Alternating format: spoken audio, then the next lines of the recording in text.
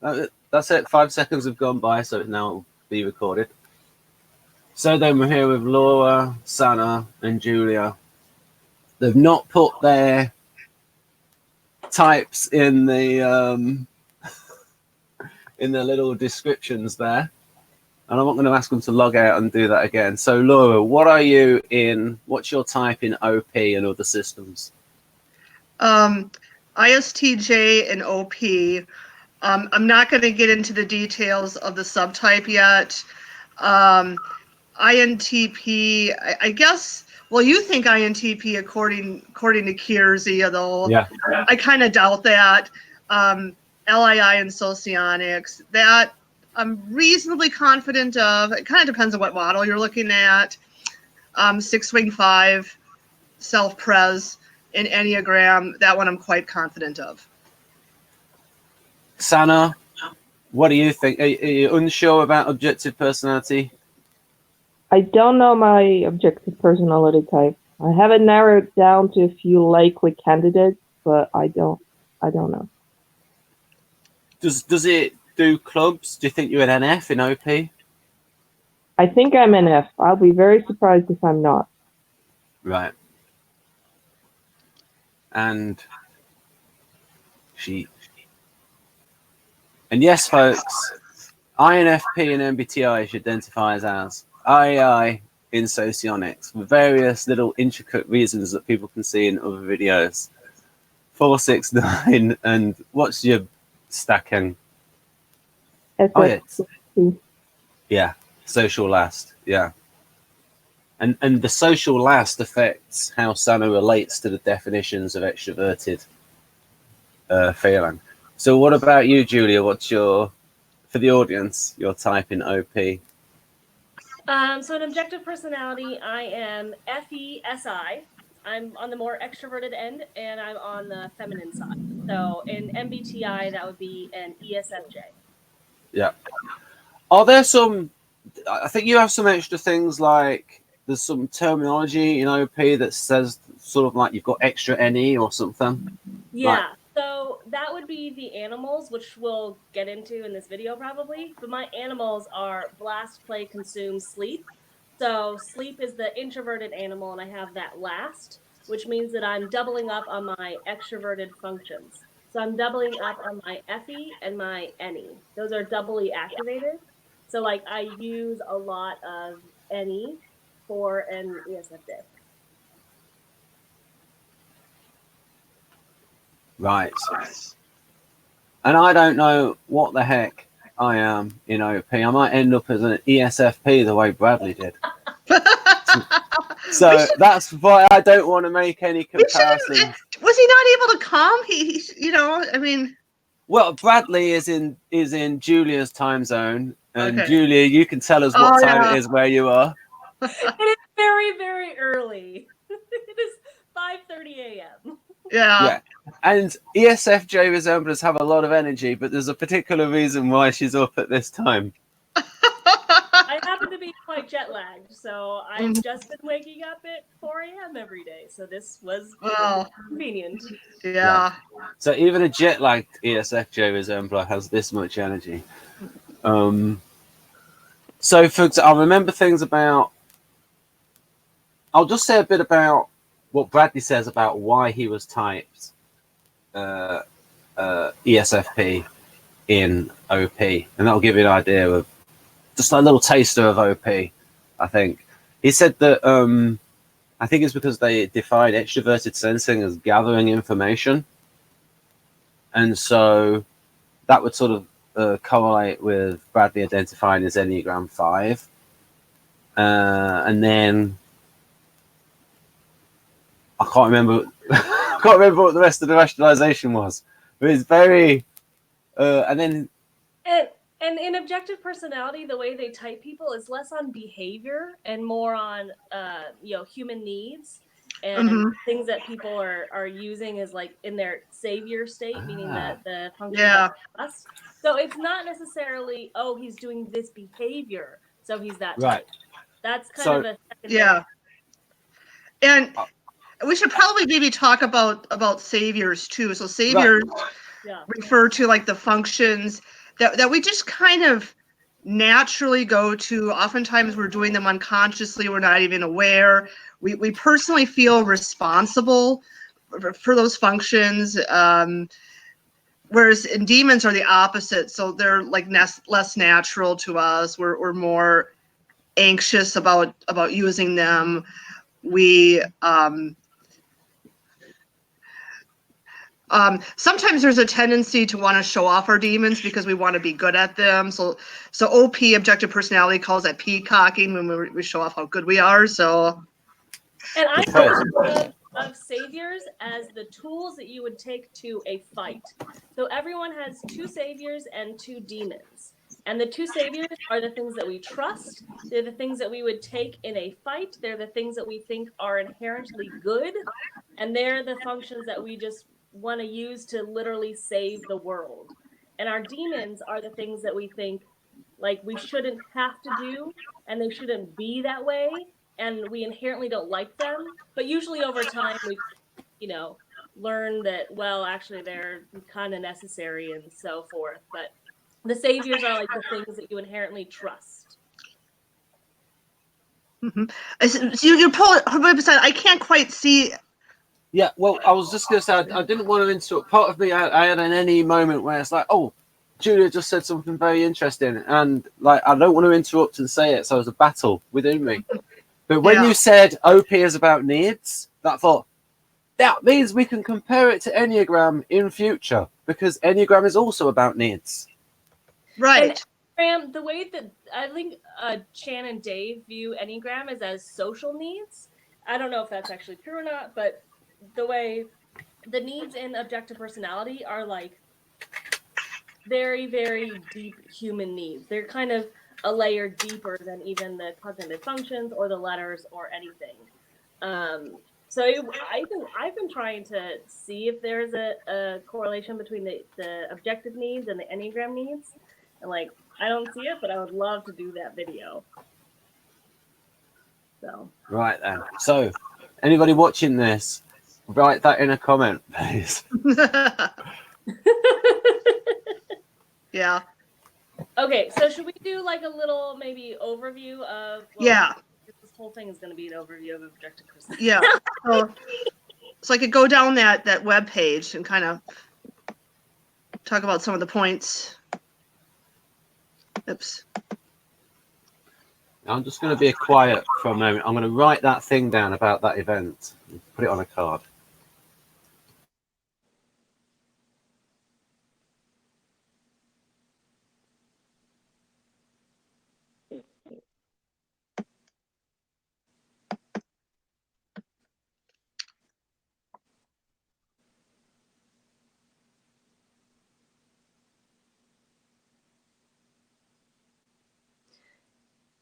Can you guys hear me? I can hear you fine. Yep. Okay, everything went quiet for like. There's a little bit of an echo. Man, my audio is all sorts of screwed up today. Are you using headphones, Julia? I'm not. Were the headphones better? Yeah. You see, this is that thing where initially I thought it was great, then after a while, the echo cancellation stops working. Okay. Should I get my head? You know what? Maybe I'll get my headphones too. Yeah, it's great. Yeah, it's. In fact, I remember now. StreamYard used to say we recommend using headphones and earphones. Okay, is this better? Yes. Probably not. Oh, great. Yes, it is. Not that echo. Oh, all right. Let's have a look. Let's have a sneaky look at Laura's chair. That looks like a good chair. Oh goodness. Laura, so Julia, so while Laura's away, what does objective personality have to say about memory? Oh, I don't know if we should start there. That seems like that's like kind of okay. That's an advanced topic. I'll write that down on the card as well. Yeah, they do have to say about memory, but like that's not the main core introductory material. Okay, so I mean, there are, I don't know where to start with objective personality, but in objective personality, it's basically I think of it personally as an expansion of Myers-Briggs. So it's like They have the same Myers-Briggs functions, all of the same 16 types that are just expanded in lots and lots and lots of different ways. So I think of it as like, if you think of how human beings behave, it's like we take in information, we observe information from the world, we make decisions about that information, and then we take action on that information. And so objective personality describes those observer functions, how we take in information, the decider functions, how we make decisions about that information, and then how we take action. And then there's all sorts of different flavors of how that can actually kind of combine and work in an individual. So the observer functions are sensing and intuition, which are kind of the same. Well, Laura, do you have, I don't know if you have actual visual aids on this, on the website that you're on? This is just kind of. Let me scroll down a bit here.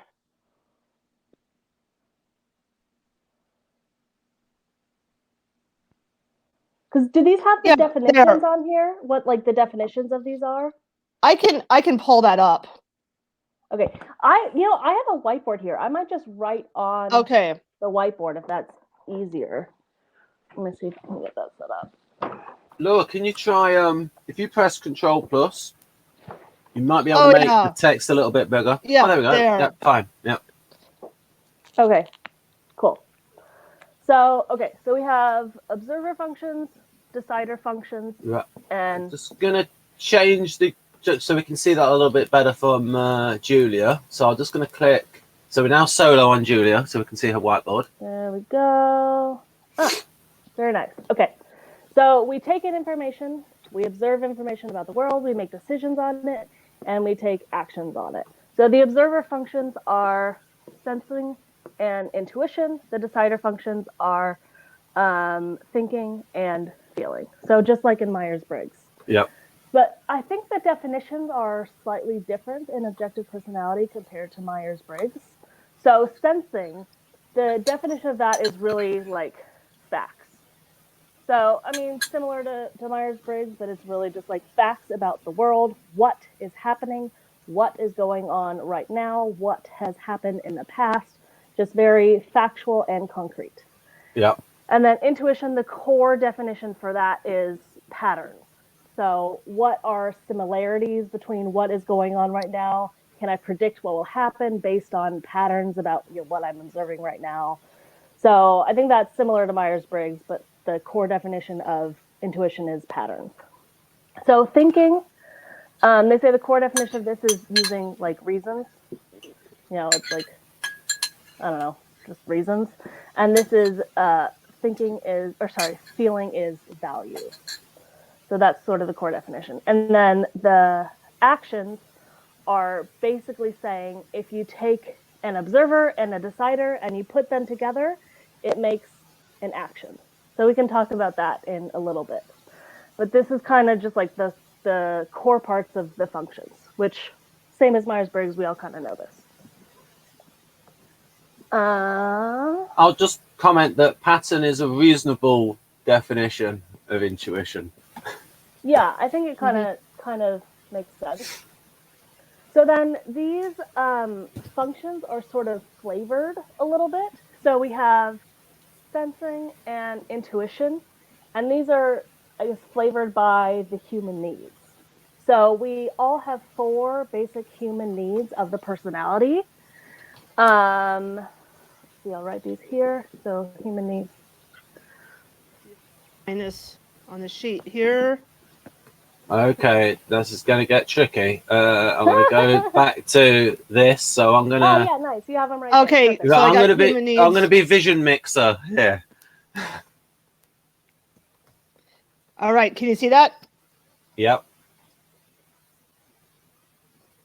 Yeah, so these human needs were taken from Tony Robbins' Human Needs of the Personality. Actually, he's been teaching the 4 human needs of the personality for like years. I think since like the 90s or something, whenever he came up with them. So basically it's saying the human needs of the observer functions are gathering and organizing. So gathering is like taking in new, constantly looking for new from your environment. It's just like novelty. What can I find that's different from what I already know or already have found?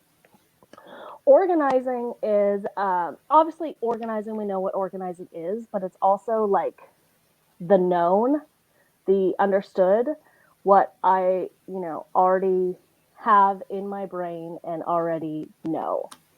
So gathering is new, organizing is kind of like almost old, like the known. And so basically it's saying, okay, you have sensing and intuition. Those are both observer functions. And depending on whether it's extroverted or introverted, that extroverted and introverted adds a human need to it. So the extroverted adds a environment, and the introverted adds the human need of organizing. Because it's introverted, it's wanting to narrow down and making it part of your sort of known information in your head. Does that make sense?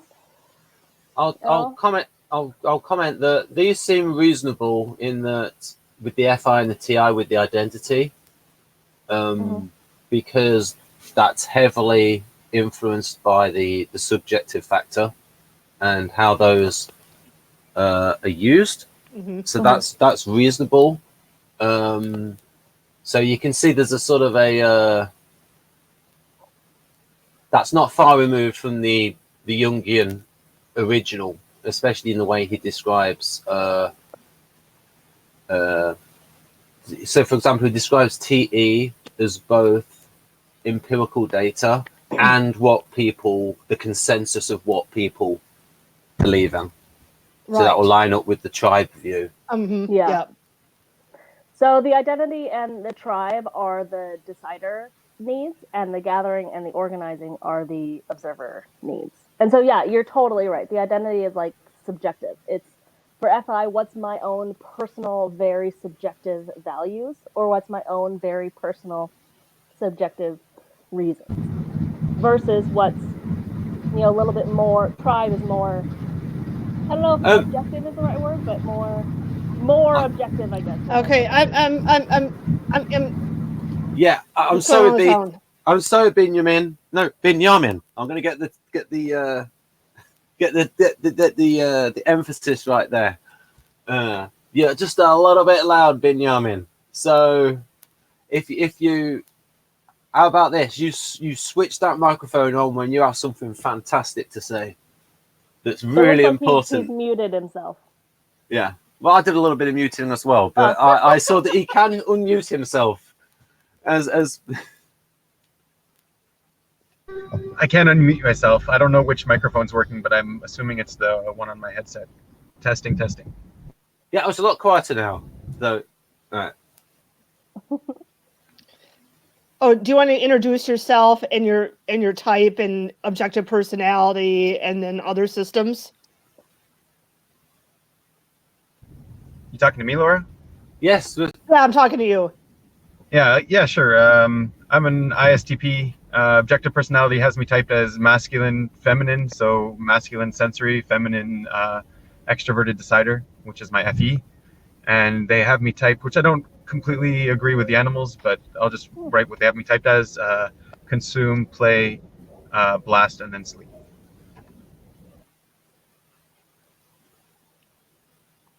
And what he is in Kersey, in Socionics, that's going to be a whole saga that's going to play out over many, many months and many different angles.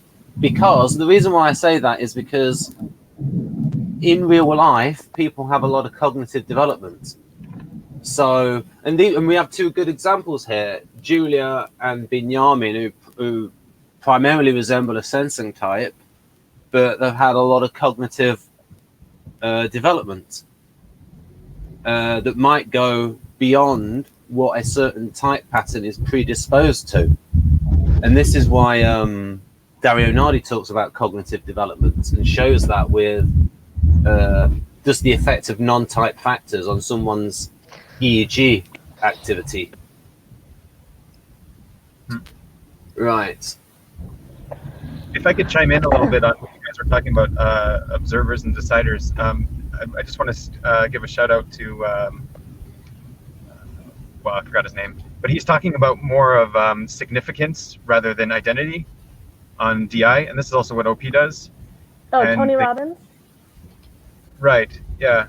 And then variety is more the OE. It's less, it's not even only gathering, it's variety. Someone looking for variety in the sensory or variety in the intuition. So yeah, I'll mute again.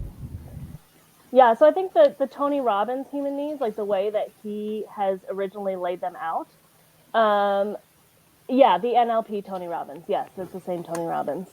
So the way that Tony Robbins has laid them out is gather is variety. So just looking for variety, like new, something new. Organize is actually certainty, like having certainty about what you know or what you think or something, just having certainty. Identity is significance, so like being a kind of unique and different person. And tribe is connection, connecting to other people. So he describes them slightly differently, but they're really similar. Yeah. Now, given that the OP founders have imported this idea from Tony Robbins, I'm wondering if future I might discover other things that they might have brought in from NLP. Not that I'm aware of. This is the only thing that I'm aware of. So They're actually pretty open about where they bring everything from. Like they say all the time, this is from Tony Robbins. Mhm. So that's good. Yep, show your sources. That's good. Oh yeah, very open. They're like, oh yeah, we just stole this from him. Like, Yeah. they're So super open about it. there's I'll just a slight digression, folks, for about half a minute. There's this little idea from NLP of there's an interesting dichotomy being in time, which is which Dario Nardi would say is like SE, and then there's through time. And so the sort of people who see the consequences and see how things flow together, they're not as much focused on the now, whereas those that are really focused on the present context aren't as much focused on the long-term consequences. That could be in OP, I'll ask you that. And then there's a separate dichotomy, which it sees as downtime and uptime, where uptime, which is where you're completely immersed in your external surroundings, and downtime, which is more sort of daydreaming, dreams, trance states, that sort of thing. So I wonder if they maybe brought in some of those ideas and ascribed them a little bit to the functions. I don't know about the second thing you just said, but the first thing, the being present in the now versus being in the future, that just sounds like sensory versus intuition to me. Like the sensory is very what's going on right now, what's happening, and also a little bit in the past sometimes. And the intuition is like what's going to happen in the future. It's actually more OE also than OI. So OI is more planning for the future and future oriented, and OE is more now oriented. And the second thing is covered by play and sleep. So play is being present, and we haven't really, I don't think you guys talked about it yet. And sleep is really the reflecting and the conserving energy. I don't know that OI is always planning for the future, because for example, SI is often very like past focused, like facts in a line in the past. It seems less future oriented to me than NI. Well, let me just explain because in that system they type me as SITEISTJ, and I do think a lot about the past, which I kind of then use collecting the facts, and then I use that information to kind of project into the future. And but do you feel like that's exactly a function of your projecting the future? Do you feel like that's a function of your demon NE, or do you feel like that's a function of your SI? I'm having trouble hearing you now. I'm hearing like a vibrating sound in the background. Yeah. Okay. That's much better. Okay, so say that again. Asking, do you think that the projecting in the future, do you think that that's a function of your demon NE, or do you think that that's a function of the SI? Good question. Well, I think it could be the SI in terms of, well, this is what's happened in the past. I kind of want to mention that one thing that objective personality kind of emphasizes is the order in which you do things. So, like, for example, the sensing types will start with the facts and then go to the patterns, whereas like the intuitive types will kind of start with the patterns. I see this pattern. Now I got to find the facts to prove it. So it's kind of like what order you're doing them in. So Yeah, for me, totally. I'm starting with the facts, and then from the facts, I'm coming up with patterns. So like I can then figure out a pattern and then kind of use that information to project into the future. But yeah, I also think that any as a demon could like be worried about the future, worried about the unknown, and it could also tie into being an Enneagram 6, which can kind of, do that kind of thing as well. So I'll just say something about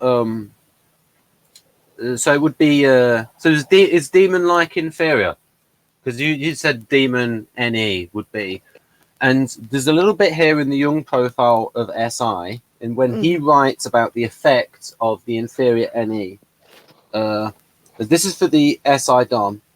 Whereas true extroverted intuition has a characteristic resourcefulness and a good nose for every possibility in objective reality, this archaic extroverted intuition has an amazing flair for every ambiguous, gloomy, dirty, and dangerous possibility in the background of reality.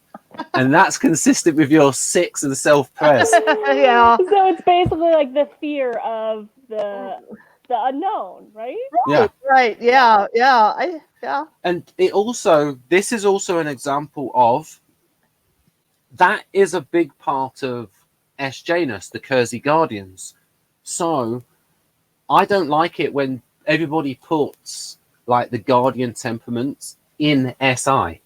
When it's like, no, it might be an emergent property of the arrangement of all the functions. So that can be a danger in putting like the whole type in one function, or the whole temperament in one function. But that's a slight digression. I apologize. No, but I think that's consistent with objective personality. That's what they find. People who have demon intuition, either NE or NI, a lot of times it is like fear of the unknown. It's used for the future, and it's used to organize the past and predict the future. Like that's the only way you can really predict the future, is organize past patterns and past sequences. And then in OP you were talking about demon. So demon is just your last 2 functions, and they call saviors your first 2 functions. Well, actually, can I just say something here? OP, you have 2 savior functions and 2 demon functions.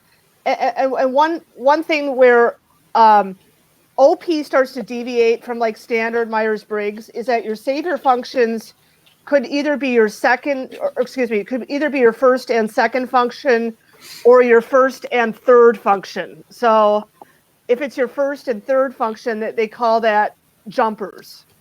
So you're jumping over the second function in favor of the third. Yeah, so like there's a version of ESFJs that are my type, and their saviors are FE and NE. And they're different. They really behave differently than someone like me, who my saviors are FE and SI. So the jumpers have their third function as their savior function. Yeah, let me just skip down here to jumpers. Oh, they have it there. Nice. Yeah, so this is 32. Oh, yeah, okay. Yeah. So, like, there can be an ESFJ who has SI as a demon. Wow. So for me, I have double activated NE. Like, I use my NE a lot, but it's not a savior function. It's still a demon function. But yeah. the thing is, your first function, your lead function, will always be a savior. Yeah, function. your lead function will is always be the strongest function too. Correct. Yep. And then your fourth function will always kind of be your weakest one. So if I could also chime in, the way they define how they catch basically your saviors is seeing what you're responsible for, and what you put on responsibility for on others, or what you don't really take responsibility for. And personal growth will allow you to take more responsibility over time for your demons. And I would also add to that, it's what you take responsibility for are your savers, and also the way that they can catch it is also the human needs. So the human needs are, I think, probably one of the most important components of objective personality. They're they seem to be, something that is just constantly driving this. So you can catch someone on their saviors, also on their human needs. Mm-hmm. We've got to get some, in future, we'll try and get Jonathan and Shannon into this, because then they could do a really good comparison with the needs and the Enneagram and instinct the needs. Enneagram, yeah. So like for me as SITE, so my strongest, can you hear me? Right, so that might be a great example of doing this, because if we use you, Laura, as a case example, then you can say what your needs are, and then say, well, it's captured like this in OP. Because it's always... No.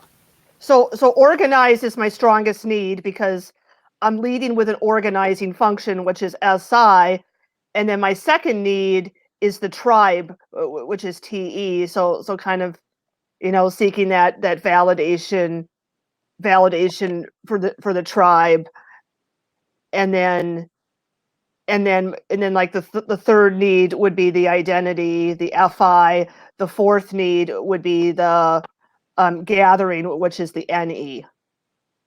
And there's another division that they talk a lot about in objective personality called observers versus deciders. So people who are observers will lead with either sensing or intuition. And then people who are deciders will lead with either thinking or feeling. And so if you're an observer like me, I lead with sensing, that means that my two decider functions, T and F, are in the middle, so they're relatively balanced. So I will be relatively balanced between like the identity needs and then like the tribe or significant needs, and then it will be more lopsided on the observation. So like on the gather and the organize. Like I could be totally blindsided by patterns that I'm not seeing, because that's last. And then for like a decider type, like say. So actually, Laura, if you compare you and I, it's quite interesting, because Laura and I technically have the same human needs. So human need of tribe, we're both DE, extroverted decider, and human need of organize. We both have a savior, actually of SI. But Laura has her deciders in the middle. So she's very balanced between identity and tribe. She's very balanced between herself and other people, and she works really well there. And I'm very balanced between my observers. So I have my observers in the middle, SI and NE. So even though I technically have the human need of organize, it's very, very balanced with my human need of gather. And even though Laura has the human need of tribe, it's pretty balanced between the human need of identity as well. Correct. Yeah. Yeah, and they consider that an objective personality, kind of like a really important distinction between people. Like for observer types like me, kind of our biggest life problems are going to be in the area of control or chaos. Like for an IXXJ type who leads with NI or SI, it's kind of like all the incoming chaos, all the unknown. What do I do with it? And the EXXP type who leads with NE or SE, they have the opposite problem. They like want to gather new all the time, and then all of a sudden they're kind of forced to organize, and then they feel controlled. And that's where their problems come from. And especially the observers are constantly searching for missing information, is kind of how they term it, because having an observer function at the bottom, you're either missing the facts, you're missing the sensory, or you're missing the intuition, you're missing the pattern. So you're constantly trying to look for, like you're constantly having this sense that you're missing some sort of information, either the facts or the patterns. And then absolutely correct. Yeah. If I could just jump in on what balance means and what imbalance means. Usually balance means that you can see all of the areas of gray, all of the shades of gray on a subject, and imbalance means you're extreme, either one or the other at any given time, and you don't, and I'll just speak for myself. So for myself, I'm significance over tribe, over connection, and I'll be completely imbalanced there. I'll be either all in on connection or all in on significance, and I won't really see the gray areas in those in that spectrum. Yeah, and just to jump off of that, deciders. I mean, as a decider, I feel like we're especially weird because it's people oriented. So it's either I'm all in on myself or I'm all in on giving to other people and not thinking about myself at all. And like deciders have so much difficulty sort of understanding what someone else is doing versus what I am doing, and what are my needs and what are their needs, and like how do we interact. And so deciders are just like people weird. They're either all in on themselves or all in on giving to other people and not thinking about themselves. Whereas observers are kind of more like things weird. Yeah, because for me, I'm kind of always going back and forth between this is what I want, this is what they want. Here's what I think about myself. And I kind of just constantly do that. But then like I'll worry that maybe I'm not seeing some pattern that I'm supposed to see. So, but super easy with people, right? Not weird about who am I in the tribe? How do I fit in the tribe? What's my identity? I still have that concern because everybody has a need to be accepted, but I think it's more in the realm of what's kind of normal. Like, what's your life problem, right? Right. The underlying life problem is everything under control? Yeah. That's so. People are generally, I mean, you can have like your third function be your savior, or your second function be your savior, or whatever. But the top three functions are usually in whatever way they are, people can like handle them. They're okay. But then the fourth function is like just people's like biggest problem in life. It's usually the problem that they like spend their whole life trying to solve. And so is it the problem that you're trying to solve? Is it a tribe problem? Is it about your identity in the tribe and interacting with people and like, people are weird, and is it a people thing? Or is it a missing information thing? Is the problem that you're constantly trying to solve like, I don't see the pattern, or I can't narrow down and see the facts? Like, what is the problem that you're trying to solve? Exactly. The fourth function is, I don't know about the inferior, but it's your last function. So for me, it's TI. For Laura, it's NE. That's the fourth function. Oh, and then so kind of to talk about, I think we were starting to talk about jumpers, like what people who have savior, the first and third function as saviors. So do you see the chart that I have? So there's like 32 ways to kind of put the saviors, to put the two savior functions together. So like if you take ISTJ, for example, there's like the standard form of ISTJ, which is SITE. So where the first and the second function are saviors. And there's another form called, where is it on here? Oh, SIFI, where it'd be the first function and the third function, and then that's called the jumper.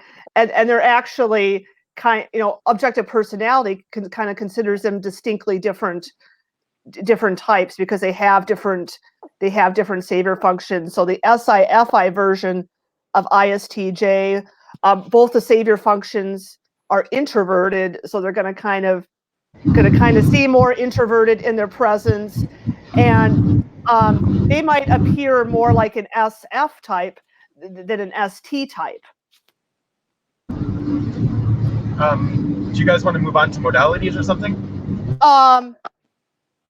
We might want to talk about the animals next. Is there a little graphic here for the animals? There is, yeah. Okay, so as I kind of mentioned before a little bit, when you have a decider function and observer function that come together, it creates some sort of action. So the animals are really just like behavioral actions. And they've kind of narrowed it down to 4 core actions that we're all doing in some form every day. So the 4 core actions or animals are sleep, consume, blast, and play. So, I mean, the definitions are right there, but so I guess starting at the top, sleep is introspection. It's the connection between OI, which is your introverted observer, and DI, which is your introverted decider. So it's self-preservation. It's what do I want or think, what do I believe in, or something like that. It's introspection. It's very, very personal. It's organizing your own known facts or your own known patterns or just your own self, preserving for the self. It's also efficiency and preserving energy and figuring out ways to preserve energy, and planning things so that you don't waste your energy. Yeah, totally. A lot of it is about preserving energy for the self. Yeah. And then consume is basically learning. At its core, it's really learning. It's taking in information for the self. So learning new information, either learning new patterns, through NE, or it can also be having experiences, learning through experience. So that would be more like SE, would be taking in information through experiencing something in the real world in the here and now. So sleep and consume are the 2 introverted functions. Sleep is DI and OI, and consume is DI and OE. But those are really like the two introverted functions. Or sorry, the 2 introverted animals. And then you have the 2 extroverted animals. So those are blast and play. So blast is teaching. It's actually what I'm doing right now. It's saying, okay, I have information about objective personality and I'm organizing it in a known way. And now I'm sharing it with the tribe. That's like literally what I'm doing right now. It can also be kind of like controlling the tribe, like saying, hey, tribe, like you should do this. So it's something to do with the DE is like sharing information with the tribe. So either teaching or controlling or something about, giving information to the tribe in some way. Does this graph, I've taken this from BT's video, does this help? Because he created these graphics. Yep, that represents it pretty well. Yep. Yeah. I think that for me personally, I think the previous graphic was a little bit clearer. Okay. I don't know. That's just how like I'm used to looking at it. Okay. Because it shows really clearly the connections between them. Okay. So then play is the last one, which is the connection between OE and D. And that's just really like expending energy with people. It's literally play, like exactly what it sounds. It can be like showing off. It can be doing things with other people, just expending energy and effectively playing with other people. So those are kind of the 4 functions. And then, the 4 animals. So we all have all of the 4 animals, but it's like what order are they in?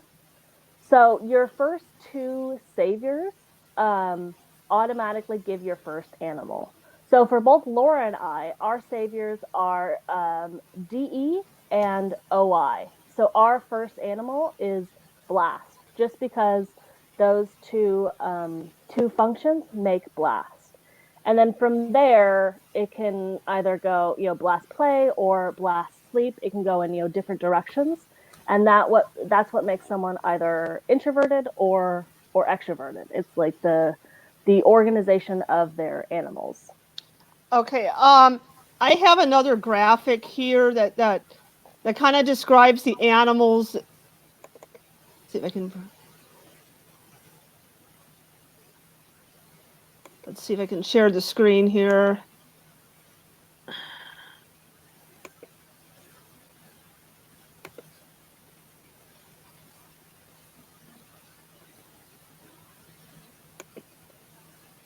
Yeah, it'd be good to have it. Are you going to show a graphic of it like laid out, like the 512?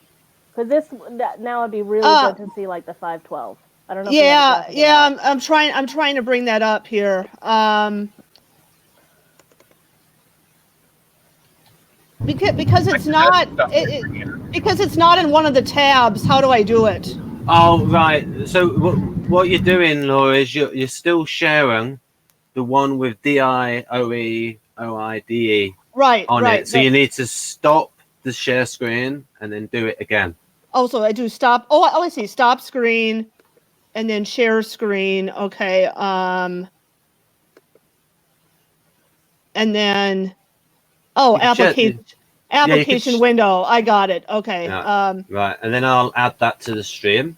Well, there's another one here. Right. This one kind of describes the animals in just a little more detail, because those other definitions are kind of right. And maybe I'll make a little it super big so we can spy inside your desktop. Yeah, so do this one, and then okay. And I'm sorry, the resolution didn't get very good, but can you read that? It's okay. Good now. It's good. Okay. Now. All right. Okay. Yeah. So sleep is processing and preserving energy for the self. Wait a minute, Laura. What we're seeing at the moment, we're seeing inside your folder. And so because you've shared that, it's come up. We're actually not seeing the thing that you've shown. Oh, if you just share your whole desktop, we'll see what you see. Okay, so this is confusing. All right. Chaos. Yeah, chaos. Yeah, chaos freak out there. Okay.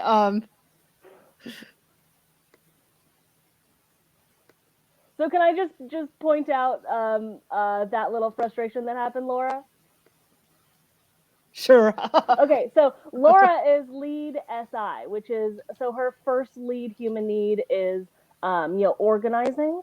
So there was like a little bit of like chaos unknown that just happened when she couldn't figure out like how to get the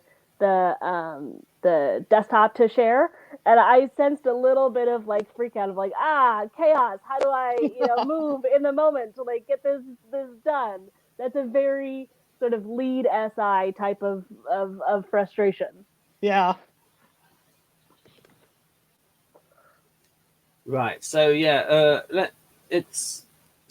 I'm going to see what happens. So when you click share screen, you can just share your entire screen, Laura, rather than this particular application window. Or you can click an application window or Chrome. But it depends if you're going to be switching between.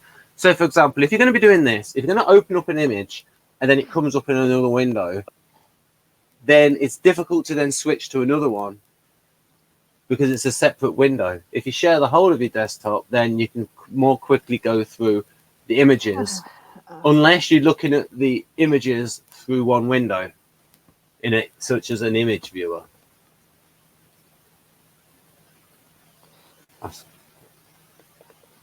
Okay, lower screen. Now I've added it. Right, so now I can see the application window and I can see your file browser. Right, and I have like some different diagrams that I saved. Right.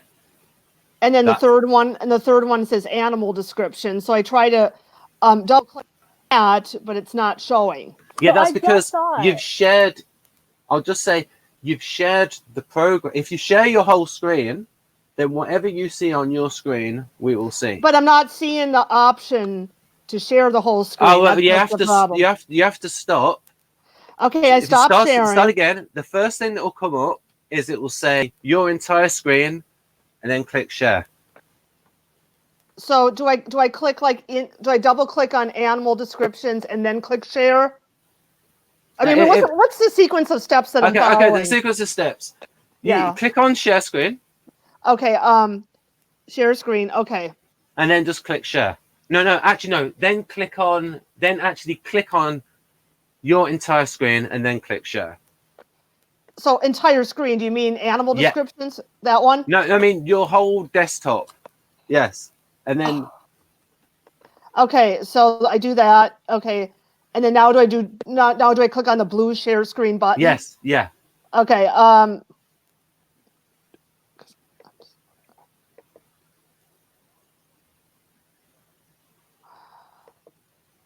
don't think it's working. Oh, there. You know what? How about if I send it to you and you Yeah, share yeah. I was just about to. Great minds. I'm too Right. confused. So, Right. okay. Yeah. All right. So, Yeah, if you send them to me, because it's only about 4. so I'm in the chat. Can we attach files? No, we can send them to me over Facebook though. Okay. Yeah, I don't want to waste. Okay. All right. So.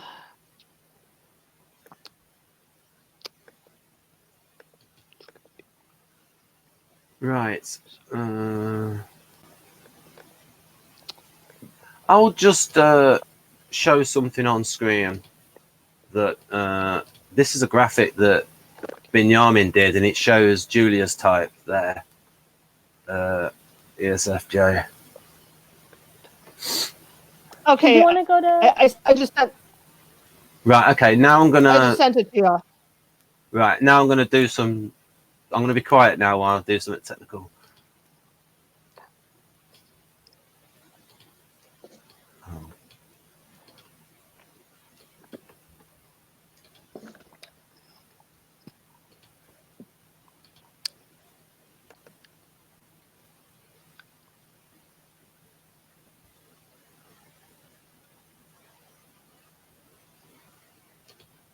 Do you mind if I fill in some dead air while you guys are doing that? Yes, I was about to say that. Go on, Binyamin. Okay, yeah, so we were talking about the animals, and I could just give a little bit more flavor. So there's something called infodominant. They're information animals, and information animals are when information is coming into the self or coming out of the self in some way. And so those are consume and blast. So consume is taking in the information, and blast is putting out information. And some of that information that you're putting out in blast could actually just be spitballing, like trying things out, just testing things out to see if they work. It's like, oh, I have an idea. Let's try this. And then you try it. People with a low blast, they won't really feel comfortable doing that sort of thing. And then the other side of the coin is going to be energy dominance, where really they're more concerned with how energy is used and putting out energy, burning out energy, like at a really high rate, or conserving energy at a really high rate, and that's going to be sleep and play. And so play and sleep we sort of touched on a little bit deeper, but play we didn't really go into. It's more like either pinging off of the tribe a little bit, pinging between new information and tribe information. Also, maybe like joking around with each other is also considered play, or sort of what we're doing now is play as well. It's like, especially if it's interactive. Like right now, it's more blast, but if it's more interactive, if we're like having a conversation and working on problems together. Also, people with a high play tend to want to know what other people think before they make a decision. They want to get the tribe's perspective before they before they make a decision, I guess. So I hope that filled in enough dead air. Totally. Yeah. Awesome. Okay. Oh, Ben, I just sent you another graphic. Okay. That kind of shows it. Can you see it? Yeah, I'll just. You want me to show the? Okay. Yeah. Julia, you have something to say. Oh no, I was just gonna ping off of something that Binyamin was saying about blast, but I think he covered it in play.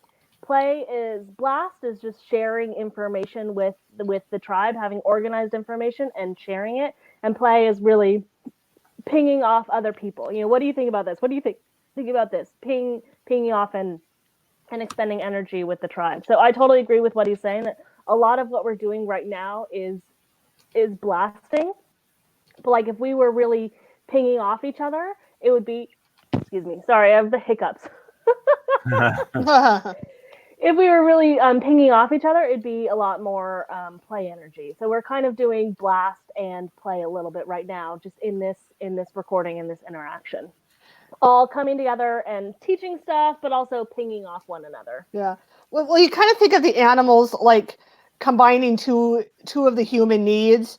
So like blasting is like taking in the organizing function and then like the gather, or excuse me, the organizing function and the tribe function. So it's like providing organization and certainty for the tribe, where be kind of like gathering information for the tribe, or seeking variety with the tribe.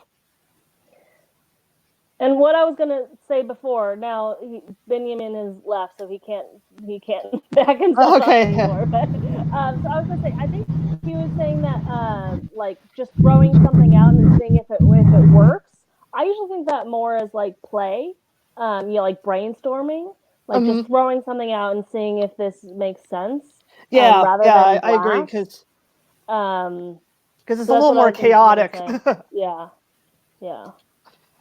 But also sometimes I know like those with sleep last, like myself, like I have to talk out loud to be able to like understand what I think. So in that sense, yeah, I'm just talking out loud to try to see what sort of information I come up with, to like see what's going on in my head, because I can't like do it in my head. Right. Should we kind of talk about like the animal stackings? Yeah. Do you want to go to that next graphic? Sure. So this next graphic that you have right there, if you want to click on that, Ben. Okay. Okay. Can't see anything that Let's see if Laura's I can got. do this. Oh, is it this one here? That one? That one. Yeah. Oh. So, that one. Yep. Laura, go ahead. Is there a particular one you want me to zoom in on, or? No. Yeah, you can zoom in on that one. Or yeah. Okay. So this kind of shows objective personality to the level of 128 types.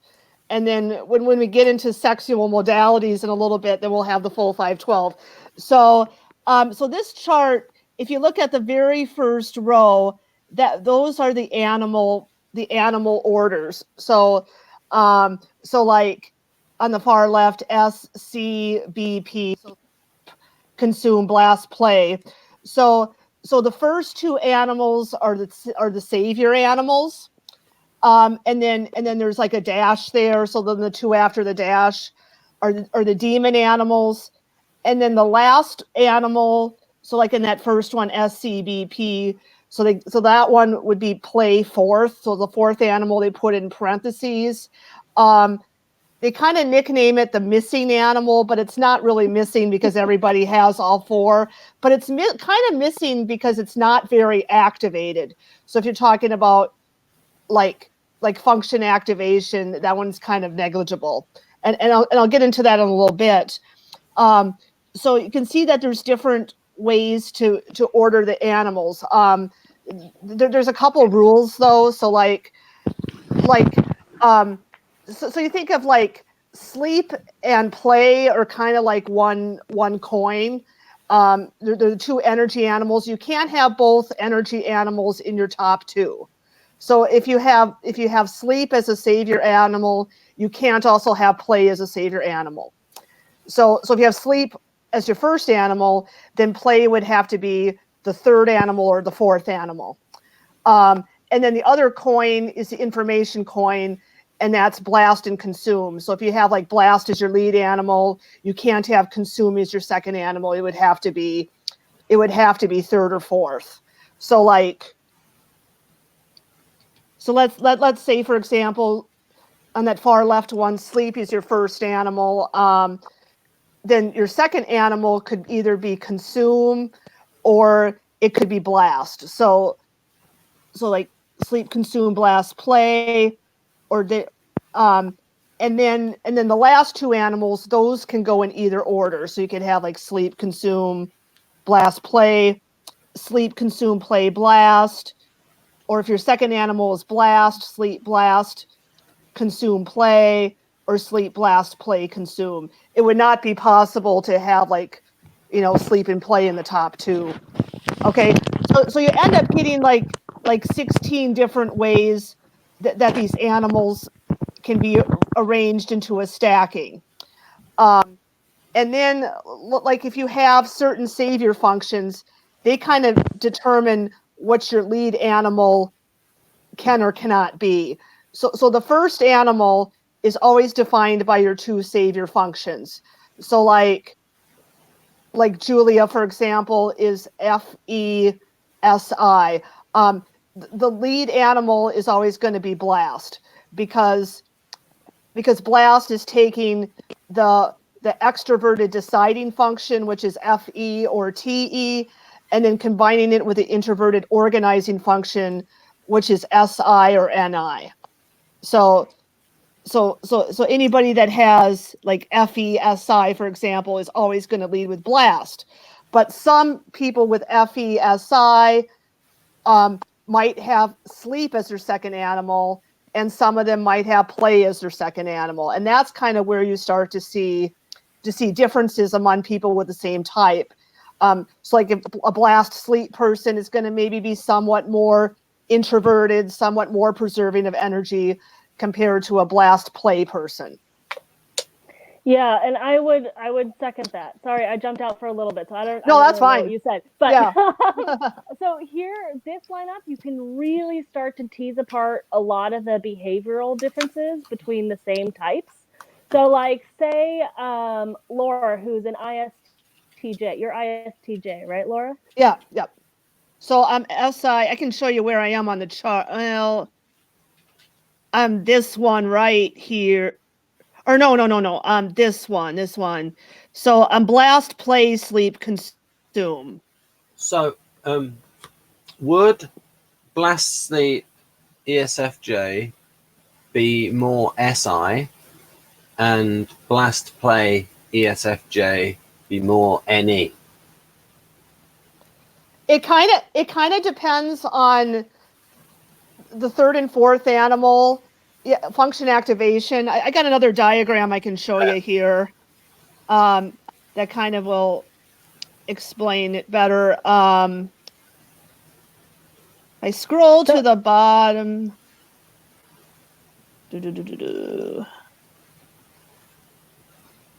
Or maybe let me pull up another diagram here.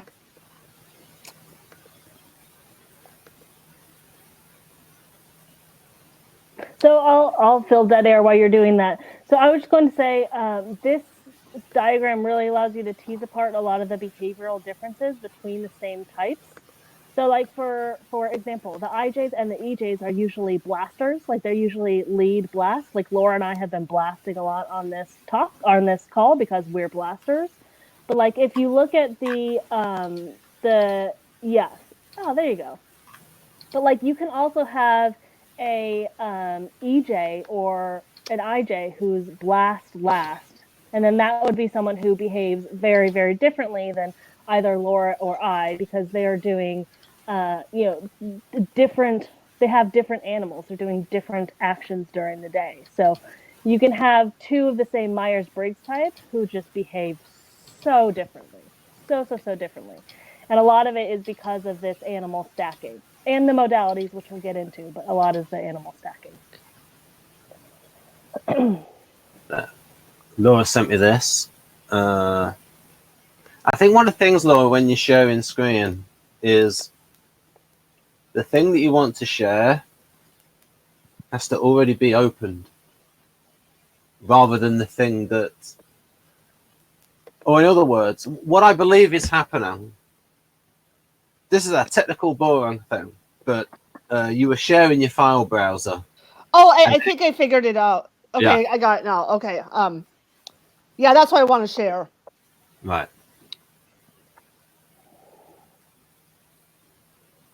So it looks like this is Oprah Winfrey's type. Were you going to say something about this, Laura? Well, yeah, I was going to kind of explain it because it kind of talks about a function activation in relation to how the animals are arranged. Right. Okay, so in terms of function activation, you take your top three animals and you ignore the fourth, which is kind of why they put that fourth one in parentheses. So Oprah Winfrey is ENFJ. She's FENI, and her animal order is Blast, Play, Sleep, Consume. So the first animal is Blast. So that's coming from the FE and the NI working together. So they get a point for activation. The second animal is Play. which is coming from the FE and the SE functions. So FE gets activated again, and SE gets activated. And then the third animal is sleep, which is coming from the NI and the TI. So NI gets another point for activation, and then TI gets 1 point for activation. And in terms of activation, we don't count the last animal, which is consume. So the consume is the SE and the TI. So if you look at the overall activation, the FE is being activated twice. So it's being activated once from blast, NIFE, and then activated again from play, FE and SC. The NI is also activated twice from the NI and the FE, and then from the NI and the TI. The SE is only activated once from the play, and then the TI is activated only once from the sleep. So she's kind of a pretty standard version of ENFJ, because her two top savior functions are also being doubly activated. Now, you could have other ENFJs that may be activating their lower functions more. So like if you so actually I'm a really good example of this. Yeah. So Laura, as you said, this is Oprah Winfrey is a very standard ENFJ, and that's, I think, why people, like, everyone types her as an ENFJ. I think that's pretty non-controversial. And her top two functions are her saviors, and they're double activated. For me, I'm blast, play, consume, sleep. So like I just have one, my last two animals are like flipped from Oprah. She's consume last and I'm sleep last. But having that flip means that my OE, so for me it's NE, for Oprah it's SE, but my OE is double activated and my OI is single activated. So that makes actually kind of a big difference. Like me compared to Oprah Winfrey is that I'm more balanced with the human need of gather and chaos and new, because my OE is double activated. So having that swap of the last two animals can make a difference. Yeah. And then you'll get some really interesting cases too, where like with jumper types, for example, you can even have it so that the bottom two functions are the ones that are doubly activated. Yeah, those are really interesting when it's the bottom two functions that are doubly activated. Like Tiger Woods, for example, he's also an ISTJ, but he's a very different kind of ISTJ. So he is he's the same modalities as you too, isn't he? He has the exact same functions as you, right? Right, but he's completely different animals, different saviors, because he's a SIFI ISTJ, not an SITE. So, and he's with his animal stack. So he leads with sleep. He's sleep, consume, play, blast. So his blaster functions, which are the SI and the TE, are actually the least activated. So his double activated functions are actually FI and NE. So on the surface, he may not even look like an ISTJ, and people may not type him as stuff, and because he kind of looks more like an SF, some people might type him as an ISFJ, or maybe even like an INFP, because of the SI and the FI. So like an INFP, that would be FI-SI could look an awful lot alike, except the INFP would be a decider type and the ISTJ would be an observer type. But yeah, you get some really interesting cases where some people may not even look like the standard type because of the level of function activation. So when it gets really weird is when your first function, your lead function, is single activated, and your last function, your fourth function, is double activated. Because then you're constantly wanting to do your fourth function, but you're also like scared of it because you have that's your lowest human need. So it's just like you feel obligated to do this first function that you don't want to do, but you're constantly wanting to do your fourth function, but you don't feel obligated to do it. It's like this weird backwards, upside down thing. And then those guys can get really, really weird. I mean, not weird. They don't look like their standard type. So, just to summarize, so Julia, you would say that, so you've got accentuated NE, and so that gets as double activated NE. Does it then say, OP, that this type can then look like this type? So, for instance, might you then say the double activated NE ESFJ looks a little bit like ENFP? I mean, not like explicitly. I would just say on a more simplistic level, you can tell that I'm using NE quite frequently. Like, I'm using a lot of NE. It doesn't necessarily mean that I look like an ENFP. It just means like I'm using NE. Because there's a thing in socionics called beneficiary shift, where ESFJ can act like ENFP.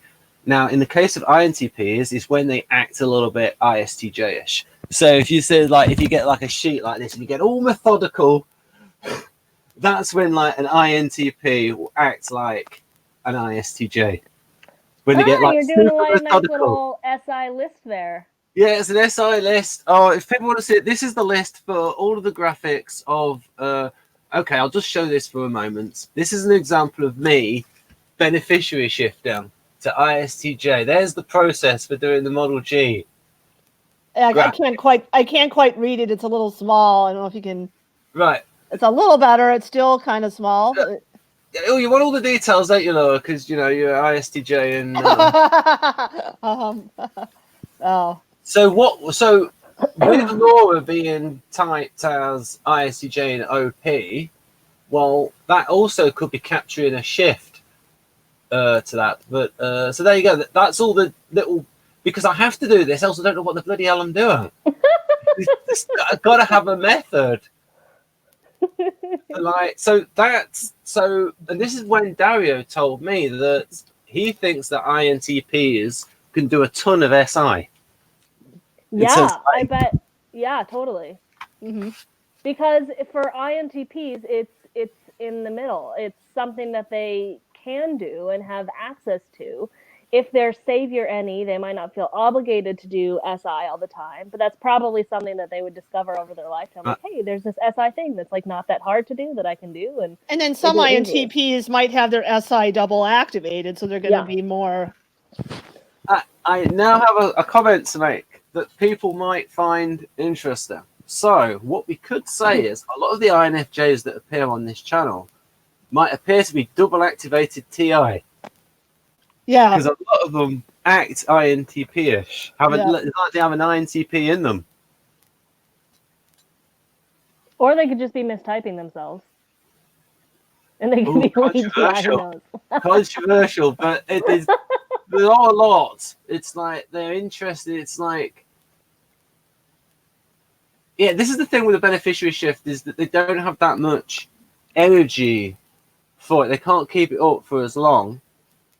And so it's like INTP can't keep up acting like an ISTJ because they're going to get bored of all the details and being methodical after a while. And so I think that...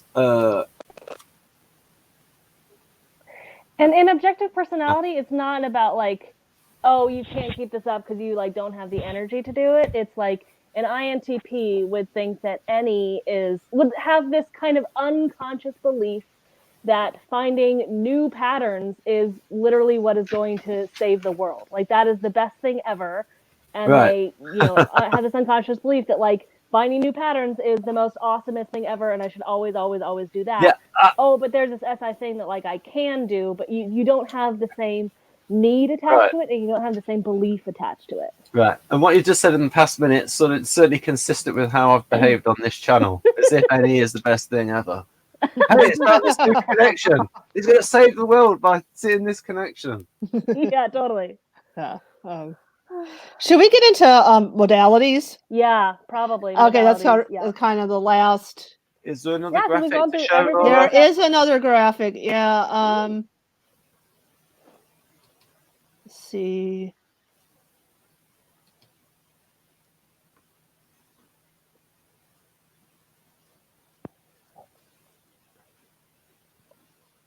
And when you did show your file browser, Laura, it looked like you have lots of good stuff in that folder that you could share with us. OP stuff. Okay, so I'll give maybe a brief overview while Laura's Yep. getting her her visuals up. So the sexual modalities are really just one of the things that they have observed is that each function can have a masculinity or a femininity to it. And everyone has both masculine energy and feminine energy. But really, it's one of your observers is masculine and one of your observers is feminine. And one of your deciders is masculine and one of your deciders is feminine.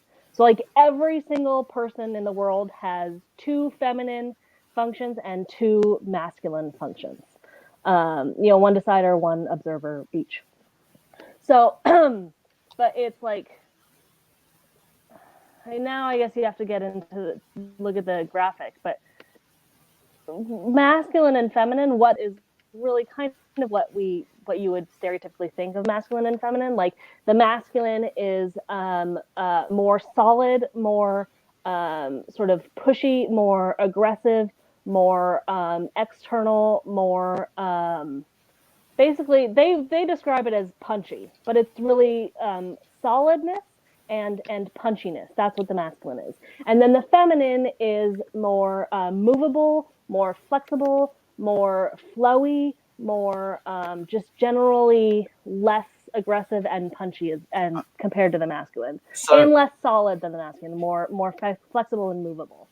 So just to compare this to the Jungian original, would the 4th function, the inferior function, be of opposite masculine femininity? Yes, but only because one decider has to be masculine and one decider has to be feminine. Right, so like okay. if you're, if you have deciders at the poles, they're Right. like one of the deciders is going to be masculine and one is going to be feminine, and they're going to be, The reason why I bring that up is it's a lead into this next point. So Carl Jung talked about the soul image and the related thing of the anima and the animus, which is opposite gender to the consciousness. So that lines up with, say, so masculine FE, you would have feminine TI. And so that would be consistent with that aspect. Although you're saying, though, it can be actually the independence of the biological. Yeah, so totally independent of biological sex. But before we get into like how it's broken down, I'll just say, for me personally, I think the sexual modalities are kind of one of the most like confusing aspects of objective personality. It does seem like it has a massive effect on behavior, but like whether someone identifies as masculine or identifies as feminine doesn't always correlate to how it's laid out in objective personality, and they're also really difficult to track. So for me personally, masculine and feminine, it definitely has an effect on personality and behavior, but it's like it's hard to pin down and it's hard to track and it's hard to see, and it's like it's kind of the most like, I don't know, confusing and messy part of objective personality to me. Does it affect some functions more than others in practice, even if not in theory? Yeah. So like masculine intuition is like just like hard to see, because you think about if masculinity is being like punchy and aggressive and solid, like patterns are inherently not solid and are inherently like it's hard to like punch on the patterns. So like having masculine intuition is almost an oxymoron. Like patterns are more movable in general, but then if they're solid and masculine, it's like that's weird. And same with feeling. Like feeling is inherently a more feminine function, and values are more movable. Emotions are just more feminine. So having masculine feeling is like weird. So I almost interrupted. No, Oh, we want So- to mention too Wait that everybody. a minute, I've got a good point. I'm No, sorry. let me talk. Okay. I wonder if there's a breakdown though between positive emotions and negative emotions with the masculine and feminine when it comes to feeling.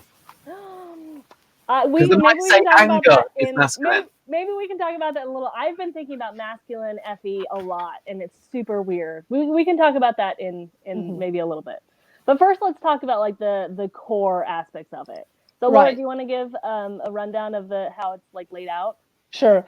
Well, first of all, everybody has 2 masculine functions and 2 feminine functions. And the masculine functions, they can be your saviors, they can be your demons, they can be your top functions, they can be your bottom functions.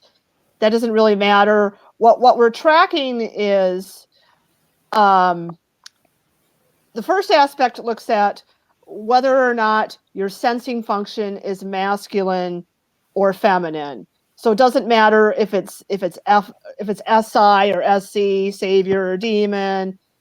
We're just looking at, is your sensing masculine or is it feminine? So those with masculine sensing, they're going to be more fixated on the facts, and the concepts are kind of more flexible, more loose. So like those with masculine sensing, they tend to be easier time, like recalling specific facts, recalling names, recalling things in a timeline form. Whereas somebody with feminine sensing, they might be more forgetful in that sense. Their memory might be kind of more of a vague visual impression. And so, sorry, can I just jump in here? So, Ben, you were asking earlier what objective personality has to say about memory. This is where the memory comes in. So one of the things they're tracking is masculine and feminine sensing, and just as Laura said, that seems to be the determining factor between at least certain types of memory, like memory for facts. So Laura, you have masculine SI, right? You're NF? Yes, I do. So yeah. Laura has Motherfucker. masculine Motherfucker, yeah. So Laura has a masculine SI at the top, lead masculine SI. And I also have SI, but my SI is feminine and single activated. So like, I don't know how your memory is, Laura, but my memory is like, I don't have one. It's like, don't say that, you do. Well, like nothingness. Like it's so hard for me to remember facts and details. And I would bet that would be a massive difference between Laura and myself. Both have SI, both have SI as a savior, but hers is going to be 5,000 times stronger than mine and just like way better than mine because it's masculine, it's lead, it's at the top, it's probably really, really strong and stable. And my SI is like, wait a minute, Julia. How did you pass your exams and become a doctor if your memory is so bad? I remember the patterns. I'll be right back here. I can use any. So like that is true. I have heard that. I heard that from Wojtek, that he remembered that when he was doing a physics exam, because he knew the principles, he could deduct from it. Yeah, totally. Maybe it might be. I don't know if you got the book and if you looked at it. The John Arden book, Improving Your Memory for Dummies. Oh no, I didn't. Right. So, and he was talking about the more ways you can remember something, if you've got like lots of different routes to the destination, so then it's a lot easier to remember.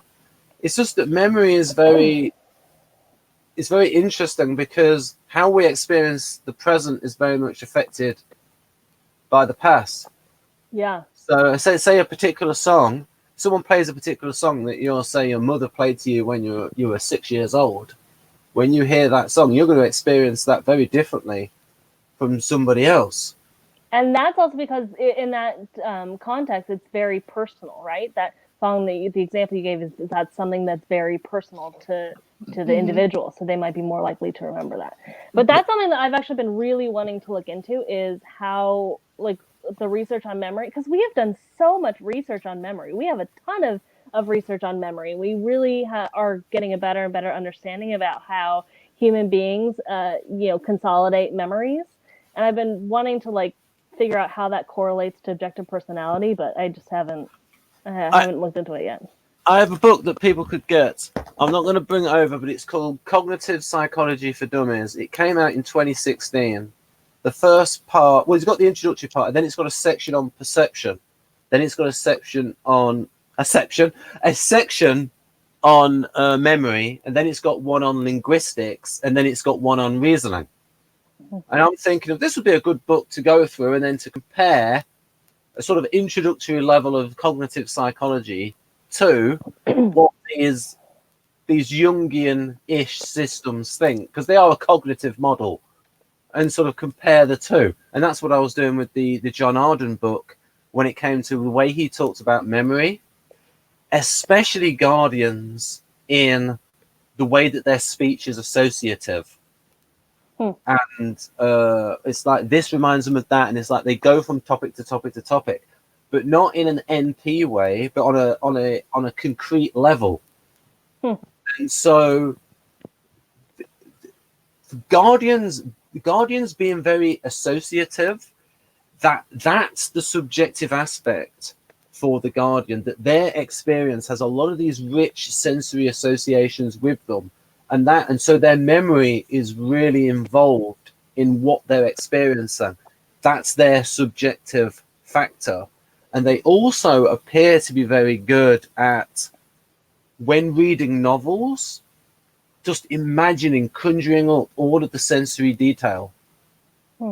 And so I asked my mother once about her reading experience, and she said she could easily imagine smells.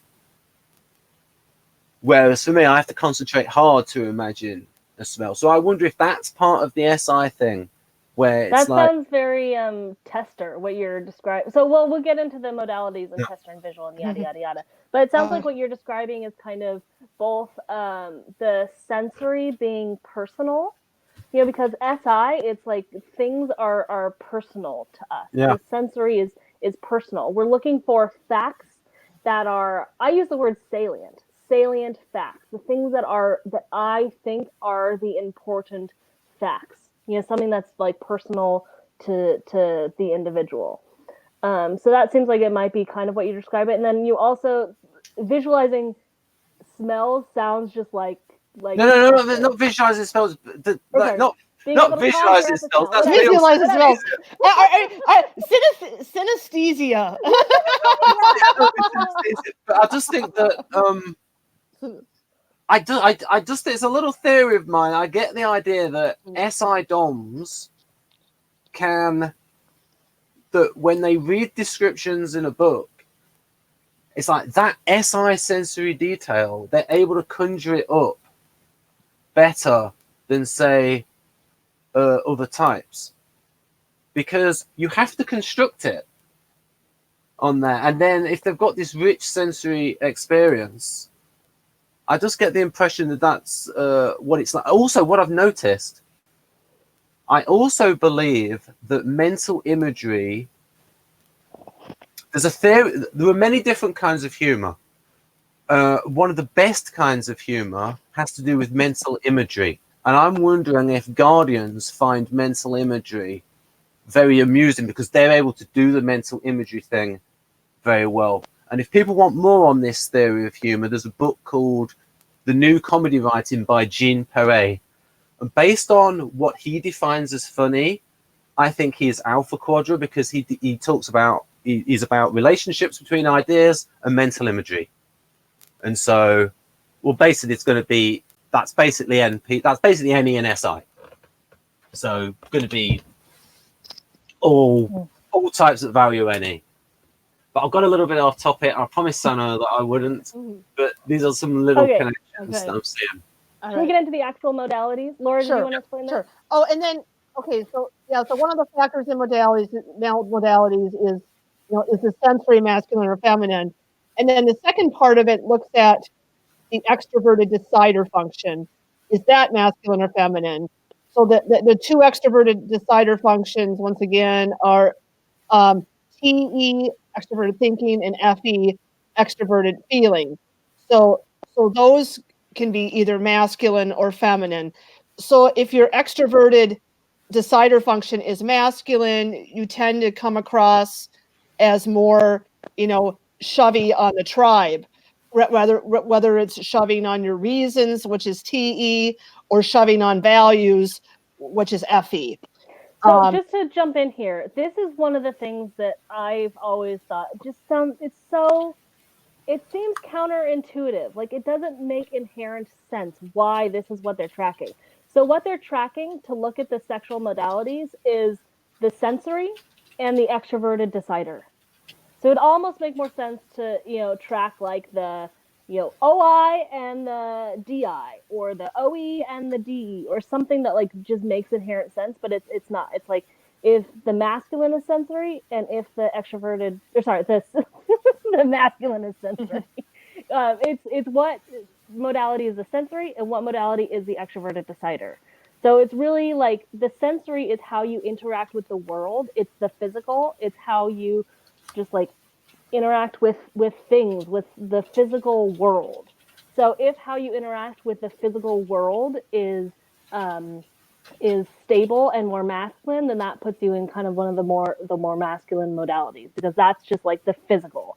And then the extroverted decider is how you interact with the tribe, how you interact with people when you're having conversations with people and you're talking to people.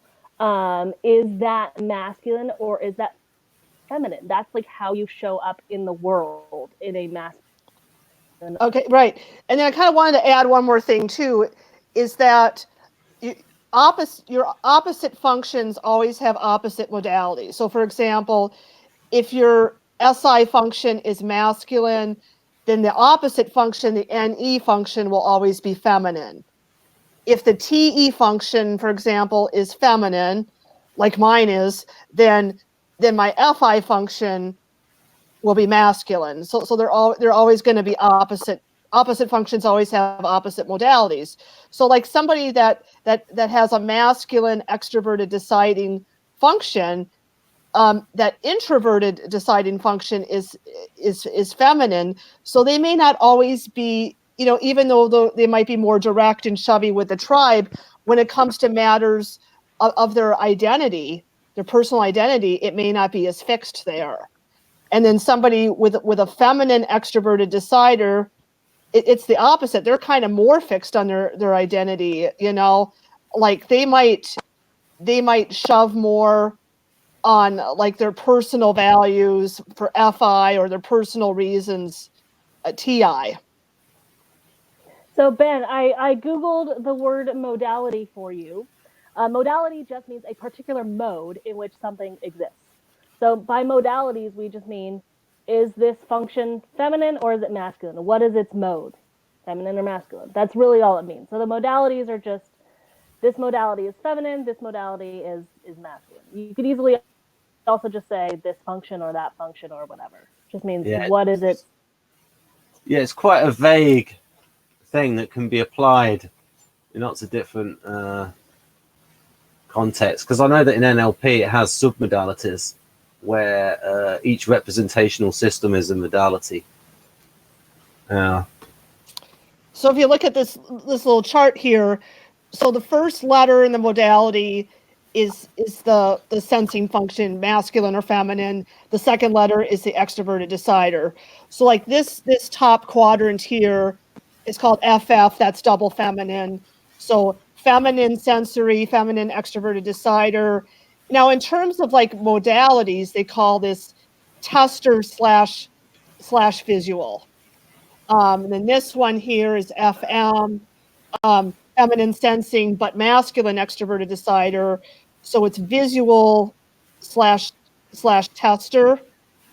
And then this one is MF, motherfuckers, masculine sensing, feminine extroverted decider, auditory, primarily auditory, secondarily kinesthetic.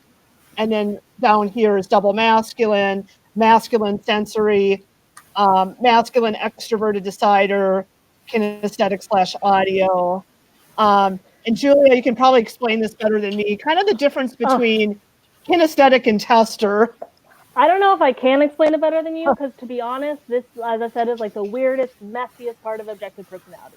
But Yeah, because like sometimes when you when you combine the sensory and the extroverted decider, and you get that like the double feminine or the double masculine, let's focus on the double feminine and the double masculine for now, because then you can kind of see the extremes.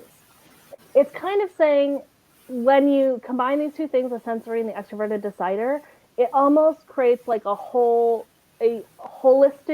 way of interacting with the world, right? Because those are both two ways you interact with the world, either sensory interacting with the physical and extroverted decider interacting with the tribe. So it's like a holistic way of looking at how do you interact with the world.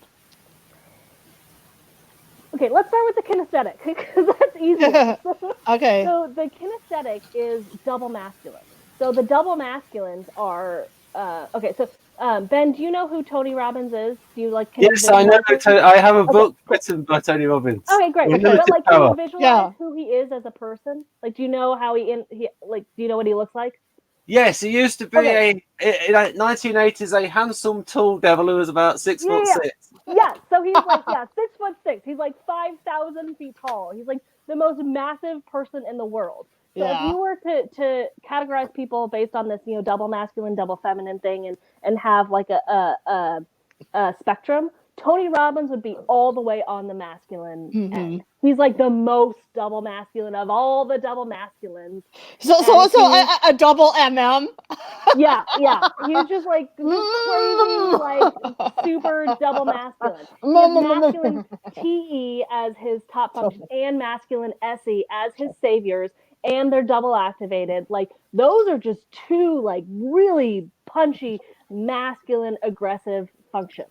So like Tony Robbins as a person is just like kind of like larger than life, really, really punchy, aggressive, like masculine, huge person. And so when you look at how he interacts with people, he's using his hands, he's like just really, really full body when he's like talking about things and interacting with the world. And that's kind of how they see the kinesthetics, as just these like really, really full body people, just like constantly moving, using their bodies in the world in a very physical kind of way. So I think so that's kind of more SE related than SI related, because maybe I because when you're talking about like out in the real world and stuff, I guess it's SI savior. Although maybe it has to do with order too, like if you're kinesthetic second rather than first, maybe it's a little different, because for me, like the way I experience my kinesthetic, it's kind of more like muscle memory, like yeah. But you're also like physically going through the actions, and then sort of like you do it a few times and you kind of commit it to memory, and it's more that. So Tony Robbins' type is all the way on the far end. He's literally personality type number 512. He's the last personality type. He's double extroverted. He's got the most extroverted animals, and he's double masculine. So he's double masculine, TE, SE, play, blast, consume, sleep. So he's all the way extroverted, all the way masculine. Number 512. He is very crazy. No. It's not so much that, is because the role that he enacts a role usually best enacted by ENFJ, but you can also get ESTP through that. So I would have to know him more to see whether he's an NF or an SP. Now, what you're saying now about masculine and feminine, if he was ESTP, an ESTP double masculine, that's really going to be masculine. Yeah. That's going to be, because Laura knows what I'm talking about there from Socionics. If you've got that because that's with power sensing as well, and about dominance, that's going to make it super duper. Whereas I know what you're saying with Robbins in terms of the way he moves around, but he's not going to be as threatening as if an ESTP does it. And Tony Robbins is also like, he's gone through an immense amount of personal growth in his lifetime, right? So like under objective personality, he's categorized as lead TE, which with demon feminine FI. So like his FI at the bottom would be his weakest function, his hardest thing for him to overcome.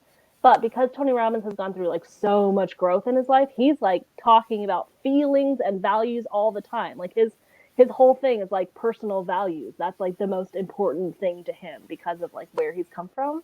So that might also be, I mean, he's just like, it would be hard to pin down like what type he is because he's talking about personal values all the time because that's like the most important thing to him. But in objective personality, that's his weakest function, and it's feminine. That's what I said when hard demon to have. That's what I said when I tried not to interrupt there, but I still interrupt. I'm sorry about that. But when Binyamin came in, I'm getting used to the pronunciation, and I mentioned cognitive development. He's got a lot of cognitive development with Tony Robbins beyond what his predisposed natural pattern would be. And I find it very interesting that Carl Jung actually said that we actually wrote that someone's lead function is not actually the one that they're most predisposed to, but it could also be the one that's most suitable for them to be successful in a given situation. So, and he also talked about, and he actually wrote about development of functions. This is not like a static thing of you have this much of this function and this much and this much. People can develop beyond that. And then there's a thing of preference versus ability of a function. And Dario Nardi writes about various things like that. And the relationship between ability and preference is usually that the thing that you prefer, you practice more, and because you practice it more, you get better at it. But certain circumstances can make somebody practice something more that's not necessarily a big preference for them. So, for example, ESFJs can practice a lot of TE because that's what the situation around them calls for. Or in your case, Julia, you're developing things associated with other functions. I've digressed again. I'm sorry. You're so good at that, Ben. You're so good at digressing. Thank you. Double activated any. I know, right?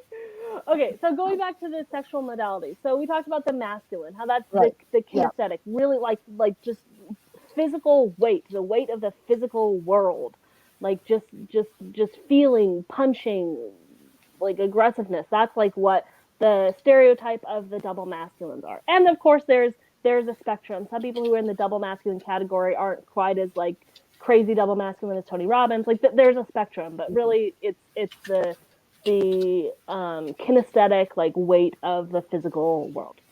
On the other end is the tester. So the double feminines. This is so much harder to describe what tester is. And to be honest, I'm like technically a tester and like I don't even know what it is. It's just like it's also kind of almost a little bit kinesthetic, but it's like interacting with the world in a very sort of like fluid, feminine way. The way I think of double feminine is just like nice with the tribe and like I have something and like very soft with the world. So soft with the physical world and like soft, flexible with the tribe, like feminine. I don't know. But I'm going to write something on this board, and I'm going to put it on a big board. And I'm sorry for my interruption, and I'm glad that you didn't let me interrupt. But I am going to put this on screen. This is going to be E9 stuff that you were talking about with the tester. Yeah, so a lot of people do think that the Enneagram 9 is associated with what we call cat energy, which is really just the feminine extroverted decider. So like having your own introverted decider be masculine, but not sharing that with the tribe, because with the tribe you're more feminine and until they step on your boundary, and then you go for the jugular. yeah. Until you. Well, actually, the people with the cat energy, they can be kind of more threatening because they'll punch you hard. They won't punch you as much or as frequently, but when they punch you, they'll punch you harder. Whereas and you don't know when it's going to come out. Extroverted decider, they're kind of just yapping all the time. You know, they're kind of punchy all the time. But then all of a sudden, you chase after them and they run because their feminine introverted decider is not as solid, you know, and they totally they can defend themselves. It's a weird dynamic. It is, very weird. And what is also like the cat energy is also can be terrifying, because like you don't know when that masculine introverted decider is going to decide to come out. They could be nicey on the surface, being like really, really nice with the tribe, and then suddenly that introverted decider is just like punch, and like you don't know when it's coming. Yeah, I have another graphic to show you here. Okay.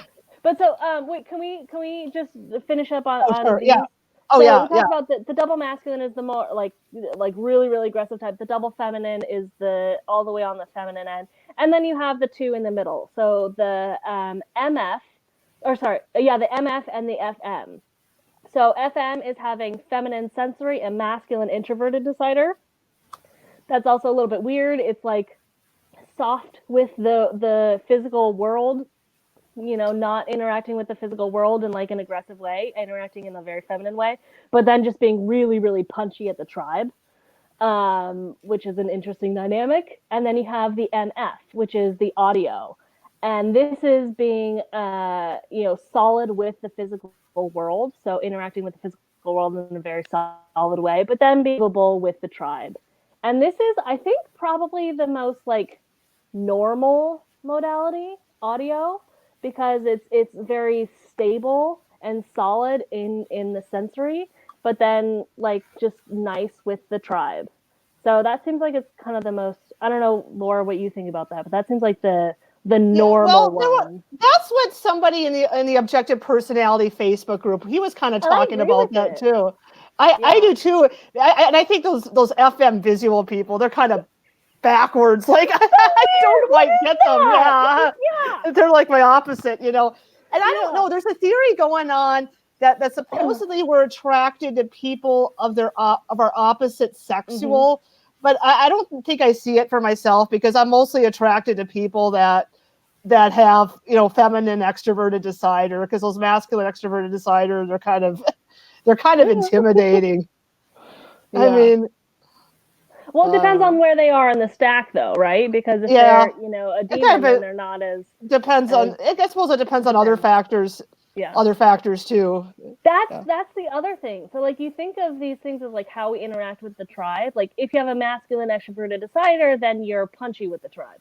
But what if someone has a masculine extroverted decider as their last function? Like, they're an IP, like a double masculine IP, and say their two savior functions are feminine, but then their two demon functions are masculine. Then they wouldn't necessarily appear on the surface as being that masculine of a person. Correct. Because it's those two savior functions that are feminine that are the strongest. So that's when you get into kind of like some weird dynamics. That's why it's easier to think about it as like Tony Robbins is like the masculine person, because like that's easy to imagine. But then there's some weird people. Yeah, because both of his saviors are masculine, and he's double activated on both of those. Yeah. So you're really going to get masculine punch. Yeah. And like, so for me, like I'm double feminine and my saviors are feminine. So like my strongest functions are feminine and I'm in the feminine category. So like the femininity, it lines up with me. But if like my saviors were masculine, but I was double feminine, then like that would be a little bit weird. So does FF tend to be accommodating and other traits? So I'll ask you, Laura, because you know about Enneagram. Yeah. And you know about the Enneagram 9, and you know about FF. What are the overlaps between those two ideas, FF and E9?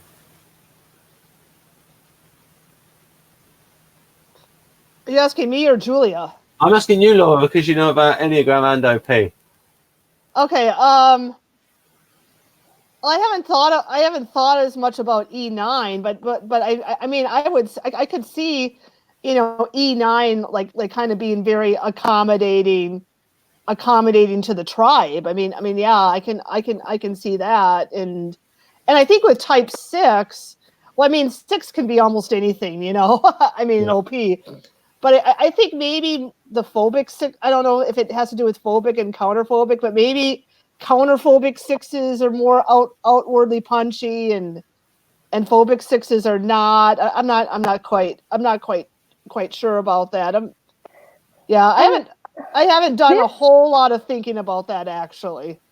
So this also really seems to depend on the individual. Like, one of the things I think of is like someone who has masculine FI as a savior, and feminine TE. So like, I know some people who have masculine FI who technically they can fall into the double feminine category, but like that masculine FI can be really, really punchy if it's a savior. So they can be like punching with their introverted decider, and then they seem like they have a little bit more substance to them, a little bit more fight to them, and they're a little bit more aggressive. Yeah. But I also know some people who have, like, I know someone who has lead masculine FI, and she identifies as a 9. And she's not punchy with her masculine FI, but then some people are. It seems like that kind of depends on the individual. Like, what do you decide to punch from? And I mean, I do think Enneagram is a factor too. I don't think you can just isolate OP. Oh, does masculine FI look E1-ish? Again, I think it can, yeah, because I think I've got 1 in my tri-type, and I do have like some strong like values and principles, and they're pretty solid, and don't cross those lines, or But I would really just say to me it seems like it just depends on the individual. I can think of examples of people who have masculine FI who would not identify as 1s, but maybe then some people do. It really seems like it's just individual. Could it be maybe like you could have, say, an Enneagram type 4 who asserts their individuality and creativity? It's like they've got a very, you could say that they're maybe masculine FI in the way that they have maybe a certain self-image of themselves in a very sort of a strong, strident way. I'm trying to put these two ideas together. You could maybe see some 4s who are a little more insecure than others, but others that are sort of like. There are some 4s who seem to assert their 4-ishness quite a bit. Anyway, I don't know. You can take that one, Laura. I have no idea. Yeah. I'm sorry. What was the question again? I was just wondering, Laura, do you think there's a difference with, say, masculine and feminine FI when it comes to Enneagram type 4s? How would a masculine FI E4 present differently from a feminine FI E4? Well, I think that masculine FI, they'd be more shovey on like asserting their unique identity, kind of like, hey, this is what I value. I know it goes against the tribe, but this is, and they're shovey about they're kind of shovey about that. And I think feminine FI, they're kind of more like just flowy and emotions, and like they'll just kind of, I don't know, cry at the drop of a hat, and so really into their own emotional flow. I have somebody that people can diagnose, to use the word politely. So Leon Sau, type tips, we typed to as Enneagram type 9, and I think he would be typed as feminine FI. He's very accommodating, Leon. So people can look at we did a couple of videos on his channel where Jonathan. Do you know what his Myers-Briggs type is? INFP. Okay, so lead feminine FI. So he's masculine TE at the bottom. Yeah, okay. He's very Enneagram 9, very accommodating other people's viewpoints. He doesn't assert his own. But I mean, some people who are masculine FI are also like that. Sometimes they choose to assert like their own values. So okay, what I'm thinking of is I wonder if it several has to do people- with whether it's in a savior state or a demon state, or and also whether it's in the middle. So like I know people who have masculine FI in the middle. yeah, because like, for me it's in the can middle. Yeah, and appear like masculine FE. Like I actually know someone who his masculine FI is in the middle. He's an ESFP, audio ESFP, and like that FI seems so much like FE sometimes, just like punching with the value like on other people. But then other people are just like their masculine FI is they keep it to themselves. They're very accommodating to other people. They don't want to get in other people's business. So and that's another thing is that you end up with all these lookalikes, and things could get mistaken for one function. Like for example, it's been said that if you have feminine FI, you might look FE because you're kind of more open to the flow of emotions and expressing them, and just kind of really just laughing and crying easily. And somebody might say, oh, that looks FE. And then you can also have like feminine TE, which can look like F. Some people could say that looks like FE because you're being accommodated on the outside. You're accommodating different people's reasons. Well, that makes logical sense. And yeah, I could see the sense in that. I could see the sense in this. And somebody just thinks that that's FE because they appear outwardly accepting and accommodating. So this comment says someone thought that the masculine letters were the ESTJ functions and feminine were the INFP functions. And that is actually somewhat true to an extent. So sensory and thinking are more masculine, which is why when you have sensory and thinking as saviors and those are masculine, then those people appear to be very, very masculine. The intuition and feeling are more feminine functions. So when those are feminine and they're saviors, those people can appear to be more feminine. But you can also have masculine intuition and masculine feeling, that's what I was touching on before. Like those can be a bit weird. Like the patterns are inherently feminine, but then they can be masculine. And so it's like almost an oxymoron. Same with feelings. Feelings are more feminine, inherently more feminine, but you can have masculine feelings, which is just a little bit weird. But that's kind of how it works out. So would you know the most masculine type in society, ESTJs, to the most feminine? It would depend on the modalities. So like a double masculine INFP I don't know whether they would appear masculine or feminine. I don't know. So if we have a look at, remember when we did with you, we did the best fit type, we did temperament and interaction style.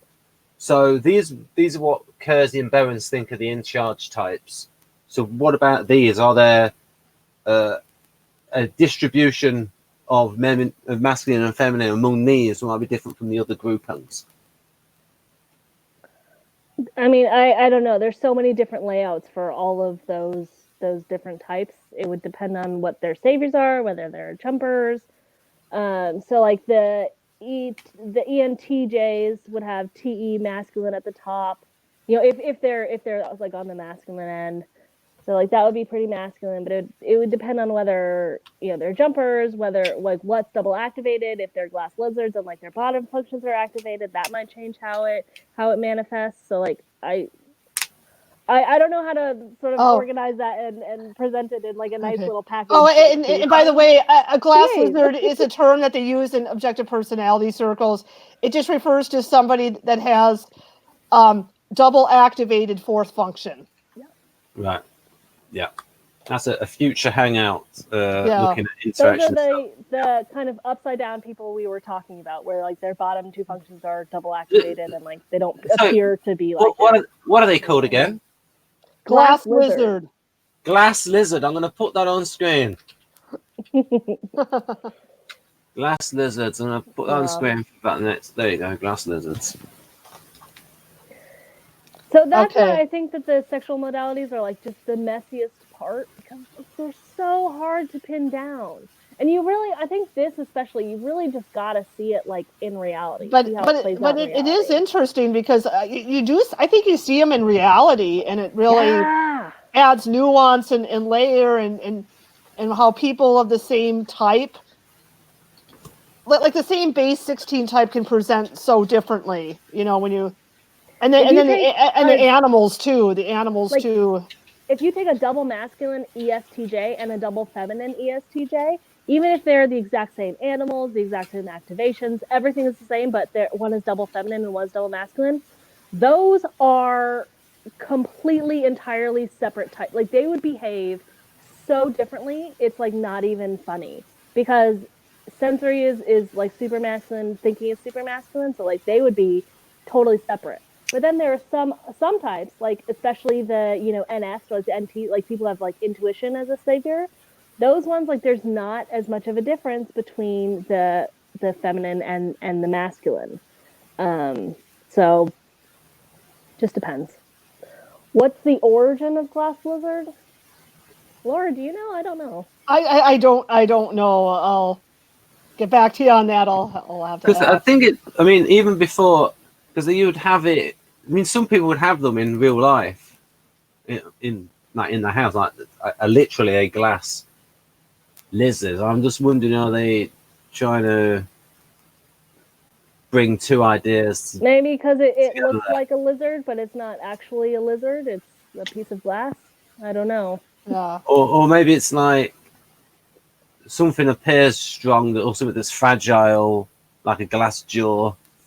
I don't know.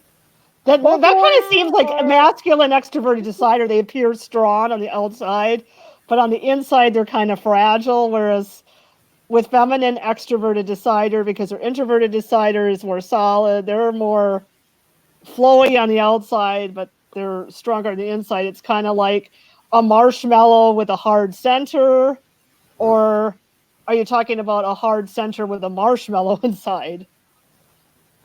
I was going to say, both Laura and I are Savior SI, so neither of us are probably comfortable guessing about the origin of glass lizards. Yeah. Oh, Yeah. It might have been just like artisans who use it because it sounds good. Yeah. I think it's just something that looks like something that it's not. Mm-hmm. Right. Yeah. Yeah. I could So a go with lizard that. that's made out of glass would look like a lizard, but it's not actually a lizard. It's a piece of glass. Okay. Maybe. Yeah. Okay. Well, we're at 2 hours. I don't know, anything else you want to add? I have one thing I want to show you. Oh, no. Okay. Let's see if it's.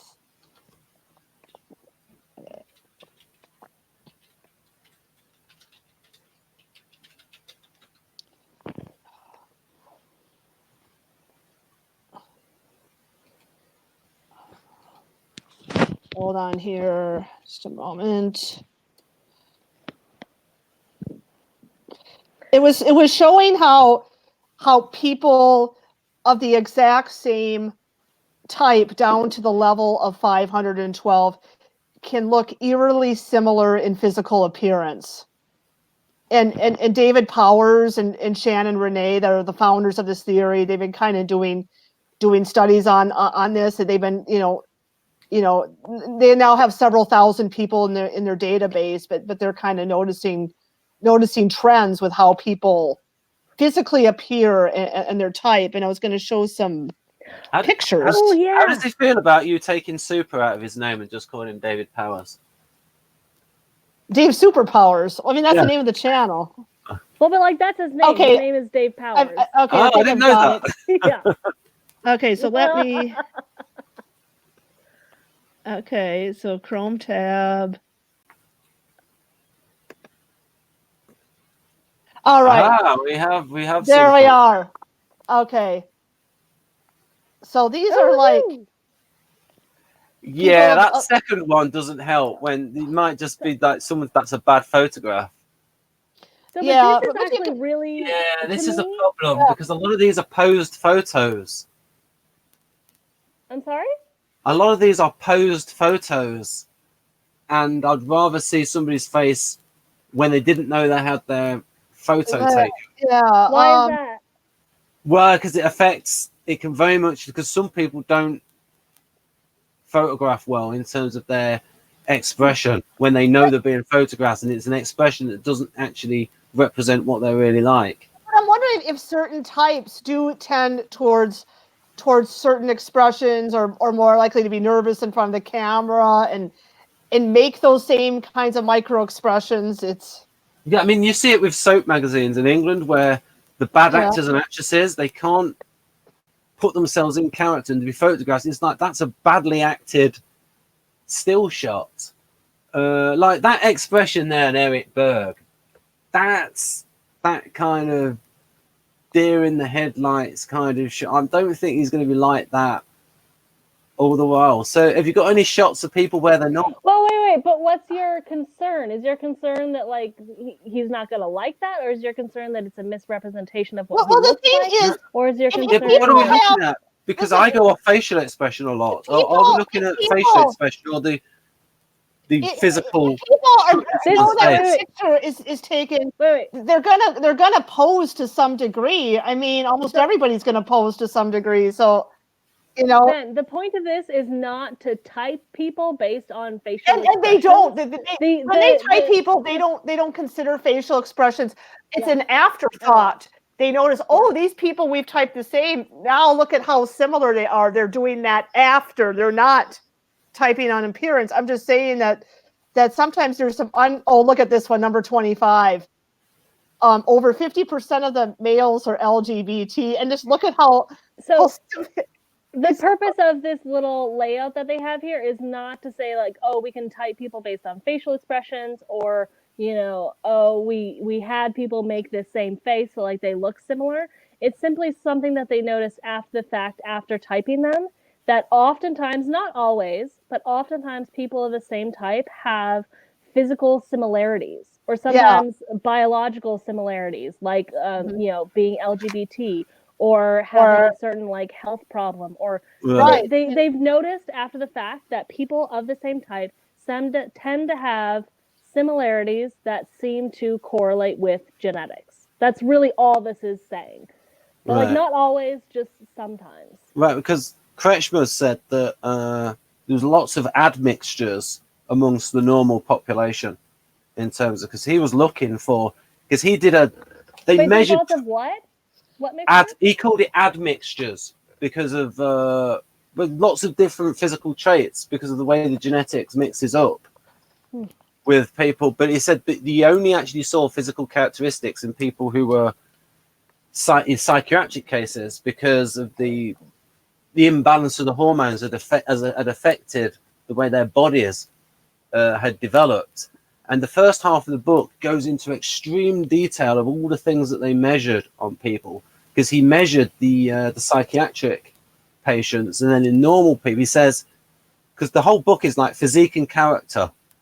Are there physical traits that we can relate to someone's character? And he said that he couldn't actually do it with people of the normal population. Now, the irony is that this guy's misrepresented on Wikipedia as almost some kind of like almost 19th century anthropometric kind of guy of like, this person has criminal features. But it wasn't like that at all. So anyway, I will read the bit out that he said when it comes to that at the back of the book. So we're talking about right. So an indefinite number of individual temperamental shades emerge from this psychesthetic, they're the intuitives, and the diethetic proportions. Different, what were the admixtures? Okay. Right, there's loads of, it says here, admixtures about the tone of a particular type of temperament which dominates, has got inherited ingredients from other types.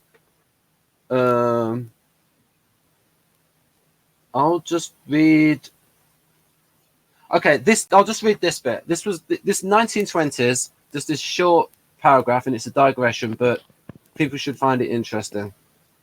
In any case, and he was INTP, so he's very careful. In any case, we can imagine provisionally that the temperament of a man, apart from the condition of his brain, is dependent upon two great chemical hormone groups, of which one corresponds to the diethetic and the other to the psychesthetic affective scale. More generally, one corresponds to the cyclothymic, which I think are extroverts, and Kersey thinks are sensing type of temperament, and the other to the schizothymic.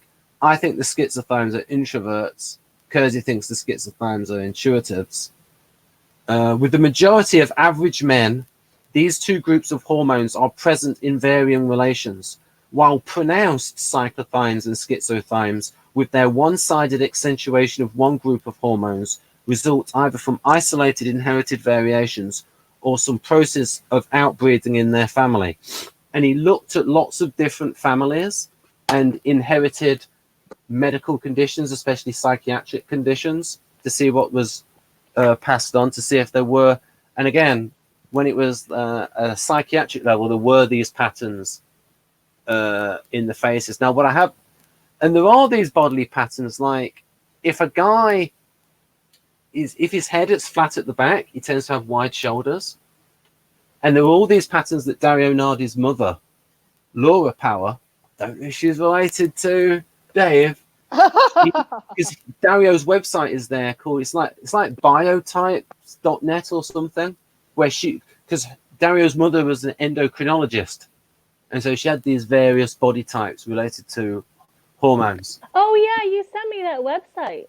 Yeah, I tried to look at it, but it kind of seems like it's unfinished and like there isn't that much information there. What's weird is it then started working again. So I'm going to be quiet and send it to you again now. Can you send a link, please? Because I never got it. I never got that site in the first place. Right. Yeah. Yeah. So the similarities that they're finding in objective personality are really like occasionally people of the same type look shockingly similar, but it is not 100% of the time at all. Oh no, not 100%. And I would say you can get body language similarities, like with ESTPs, and it's like, whoa, this person's. I would body language, facial expression, yes. I just get a little bit queasy when he starts talking about their actual physique or face structures. Why do you get queasy about when it talks about their face structure or physique?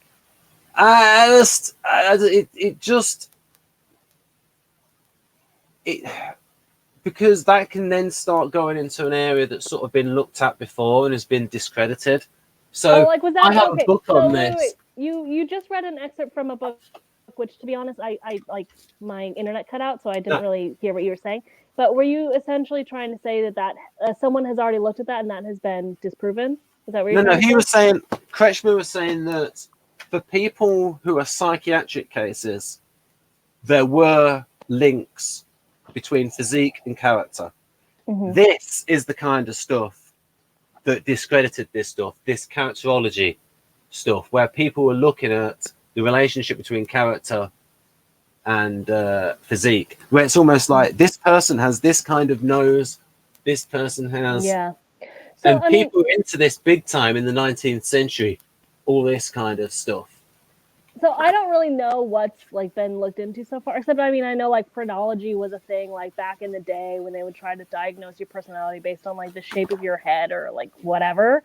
And I think that as far as what I'm aware, like the little bit that I'm aware of, that stuff has been disproven. You cannot say, okay, if this person has this physical feature, then they have this personality.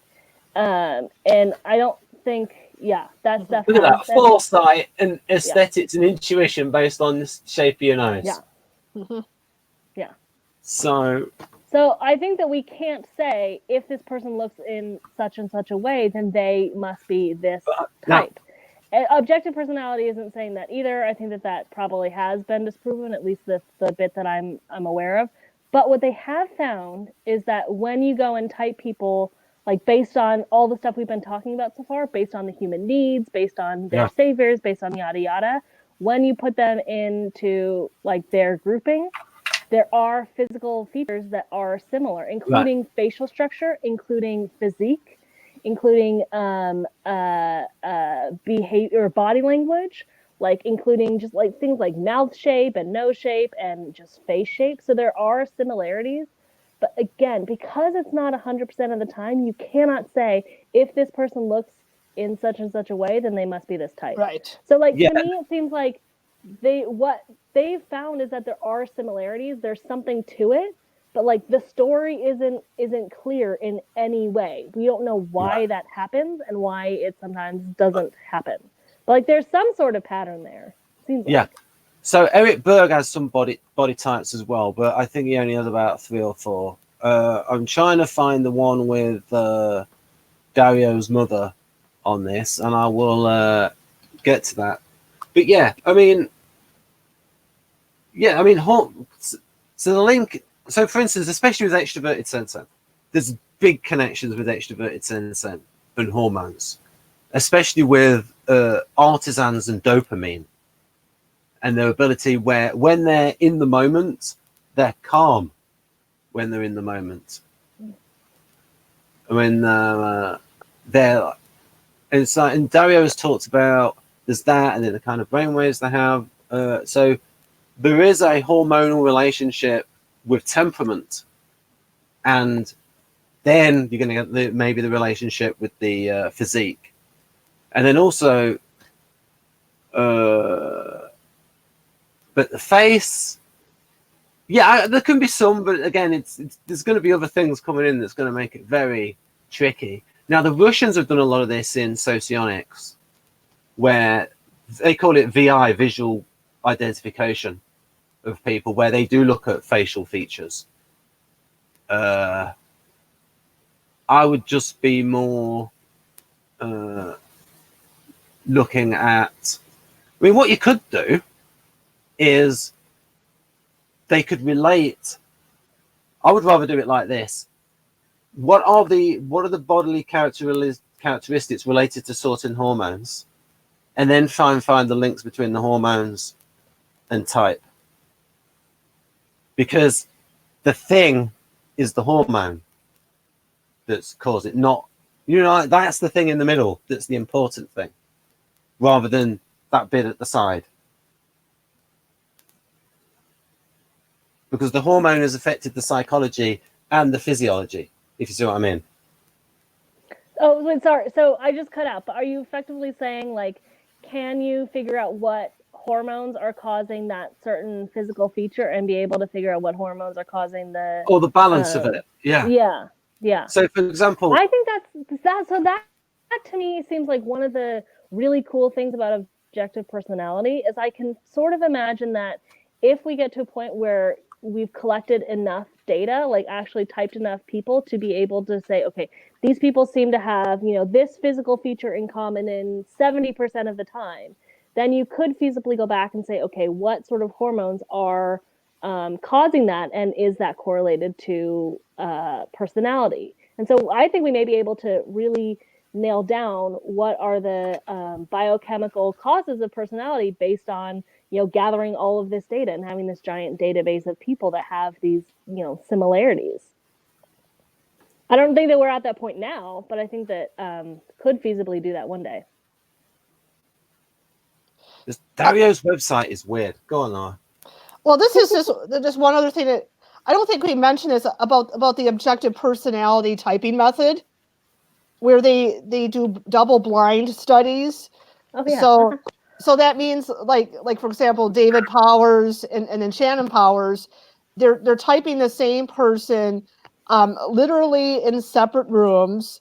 You know, they're independently coming up to their own conclusion, and they did this with thousands of people. So early on, they weren't always getting the exact same 512 type, but then as they practice more and more, and then more clearly define their terms and got rid of their internal biases, like more than 90% of time, they were landing on the exact same 512 type for people. So I think that's pretty impressive. Right. I think that's how they initially got like the objective part of objective personality. Like that's how they decided that this was more objective, because they had 2 of them in separate rooms. And then one thing that they're looking for is more operators. So an operator is a person that's doing this typing. You know, in the future, they're looking to get additional people that can do that, and that can get that high level of consistency with results. Because if you can get even more than just 2 people that are, like if you have 4 people that are able to land on the same same type, and then be able to do that like 90% or more of the time. I mean, that would be really impressive if you could get more people that could do that. But also, I mean, even though, like, yes, having two separate people type the same person in the same way, that does lead more credibility to that type because two people came to it. But in my opinion, that's not actually objective. That's still two subjective opinions that happen. Well, that's why you right? need more people. That's why you need more people, and then ideally people of different types, because one drawback is that, like, David and Shannon, they're maybe too similar in their type. Like they use, those two use the same cognitive function. So Dave is NIFI and Shannon is TESE.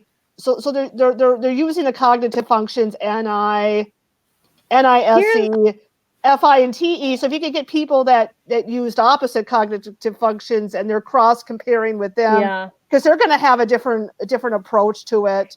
And if those people could all land on the same type, then I think the theory would be more robust. Here's where I actually really kind of don't like, especially the name of objective personality, because I think it makes it seem like what they're doing is actually objective. And I think even if they got more operators, even if they got people who had, you know, a different function stack, it's still like people having subjective opinions that happen to align. Like, I think that calling it objective is majorly overstating it. Well, and the more the thing, people lends credibility, sure. And the thing is, when you're typing somebody, I mean, you're still interpreting like the data somebody gives you. You know, like you're submitting a video, and they're typing off of that. And people are still going to have their own subjective interpretations. Like somebody could be watching a video saying, "Oh, I'm seeing a lot of need for organization. I'm seeing SI," and somebody else sees the same thing, but they're interpreting it a bit differently through their own lens, and they're trying to get rid of their own biases doing that. Like, they're trying to avoid just typing on simple anecdotes, like, this person said this word, so they must be this type. They said the word organized, so they're an organizing type. Not necessarily. You got to look at their underlying motivation, kind of step back, and what's the larger issue too, and sometimes probably do that easier than others. And that's something that they're working on and they're trying to develop and refine over time. But this theory is pretty new. Like, I think they started objective personality in 2014, so it's in its infancy. Whereas, I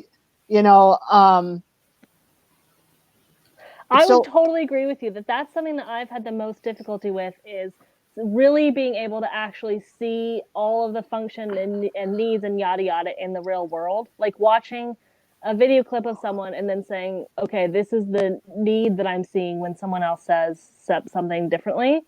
But I don't know if they're actually trying to like refine that, be able to like actually see that in reality. It sounds like they kind of like have their little system and they're trying to teach people, but like not necessarily, like, I don't know that they do a good job of describing like. Well, one thing that I would like them to do more is really being able to differentiate the cognitive functions, like FI versus FE, for example, because FI is like personal values, and then FE is like looking at the whole spectrum of values. Well, we're just trying to suggest ways to improve it. So, like, if you could get a video clip, and especially if you have one like somebody that has FI as a savior and somebody has a FE as a savior, and then compare them side by side and really see the difference, and then maybe do the same like with FE and TE, because both of those they have the human need of tribe, so they're both focused on the tribe, but the FE is looking at the spectrum of people's values, and TE is looking at the spectrum of people's different reasons. It's looking at what works in a logical sense for everybody, and FE is like, what do people value and like, and objective personality too. One more thing I want to mention here is they talk a lot about what are you doing first. It's like for example, like T versus F. Like like T will look to reasons first and then to values. Like the T would be the kind of person that will say, if it works, then you can be happy. Whereas F is going in the other direction. It's looking at values first and then reasons. Like, if you're happy, therefore it works. Does that make sense? Definitely. I think now we're just like okay. like here's what they should do. Here's what I think should do. It should be better. Yeah. So there's lots of room for improvement. So there was a technical problem with the website when it was moved from hosting services, but it seems that parts of the website still work. And if there's anybody out there who's taken screen grabs of these separate sections, these ones no longer work. So if you click on thymus, thymus suddenly works. So yeah, what you had before was what I found when I went to the website, and then all of them were like down and not working. So yes. I wasn't able to see a lot of it. Right. So we can get this in the video. When you're ready, I can scroll down. Okay. Yeah. So when I see something like this, like I just think, okay. I'm a sensor, right? So like I want data on this. Like, where is the data? What is it that leads this person to think that the thymus type has artistic or musical, whatever they said above? Like where's the sensory on this? Where's the data? What actually leads to this conclusion? Because to me, this just seems like this is coming out of nowhere. Why is the thymus type highly sensitive? What leads you to believe that? Yeah, I'm wondering the same. I'm wondering the same kind of thing. Like, yeah. I mean, if you collect data from people over an extended period of time, and then to the pattern, and that's why I'm sensing an objective personality, because I need to get the facts and the data first, collect the data and then from that I get the patterns rather than I just see a pattern. Okay. Right. Oh, let me find some data to back it up. I gotta find the data to back it up. That seems so backwards, you know. Well, we can try and organize an event with Dario where he can get some neuroscience out of you, Julia, and you can get some of this information out of him. Although I gotta read up on my EEG stuff before I talk to Dario Nardi. Yeah. It's been a long time since I've thought about EEGs. Yeah. There's a lot of. Let's see if these other ones work. Thyroid suddenly started to work. Oh yeah, now these are all working. Okay.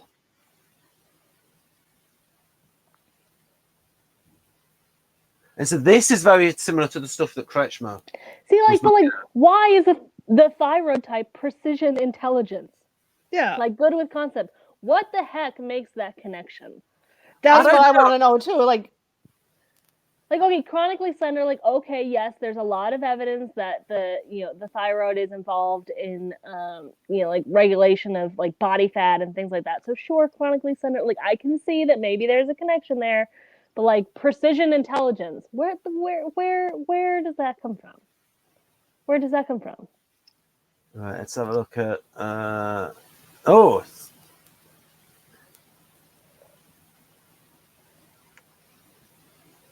And the pituitary people are communicative.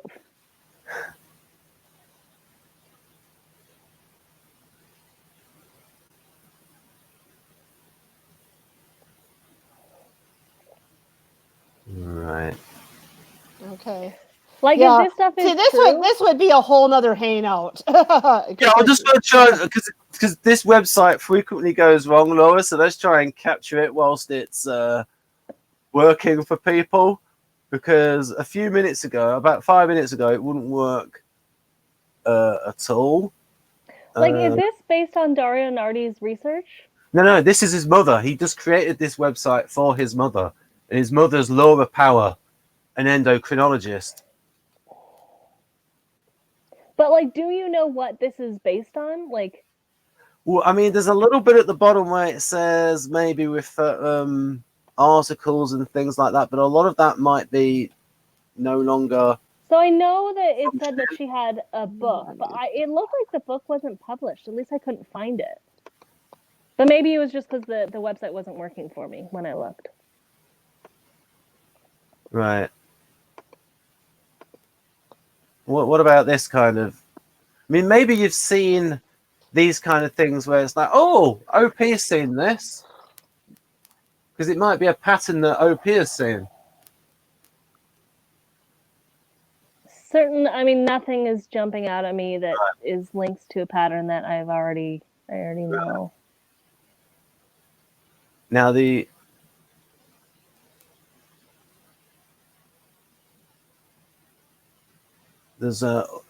one that I came out as a gonad type.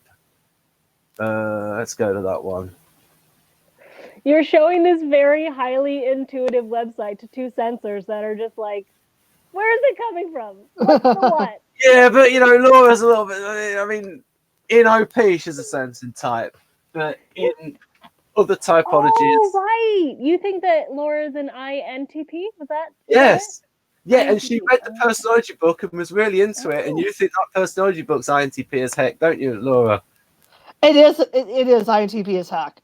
Do you think you're an INTP? According to their, it depends on the system. It gets really complicated, because the thing is, like, with Kiersey, it's sort of like I'm like a cross between Guardian and Rational. I really fit both of them.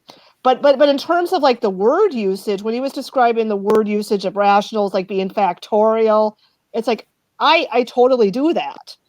And then having that strong Guardian need for security and wanting to belong. And Ben says, well, I think it's because you're an INTP, but you're also an Enneagram 6 self-preservation. But then in objective personality, the way that they're defining sensing and intuition, and then I'm more the ISTJ in their terms. So yeah, it depends on how you're defining the terms, and I mean that's. And the key point with Laura, what we keep coming down to is she follows the rules when her job is on the line, and when her job isn't on the line and she's doing things on her own, she's more thinking for herself, that sort of adapted utilitarian NT approach, whereas the Guardian is more likely to go in a more received rate. Although, Julia, you break that theory in half because you're not so much like that. Yeah, but I also don't heavily identify with the Guardian temperament, right? Yeah. I don't heavily identify, I think, with any of the temperaments. Okay. Yeah. So what about this then for the gonad types?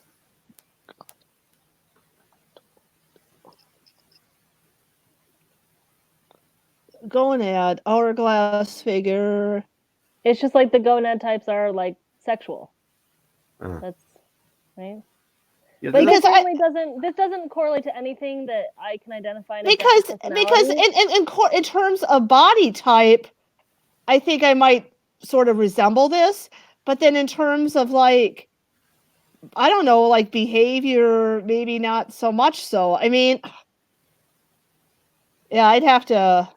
And like, what are they defining as gonad types? So presumably this person is an endocrinologist. So they're saying that these people have a certain elevation of these specific hormones, maybe. So like, okay, so estrogen and prolactin are probably higher in these types. Okay, testosterone, dihydrotestosterone, DHT, estrogen for. Okay, so this is just saying like, women have higher estrogen and prolactin, and men have higher testosterone and DHT. So like that makes sense. That's associated with like masculinity and femininity, sure. But to say like you're a gonad type, like I don't know what that means. Because like all women have estrogen and prolactin, and I guess progesterone is also involved there. But like maybe just because that's where there's the wait, can you stop for a minute? Can you go down to the bottom? Yep. And then let me just read the. I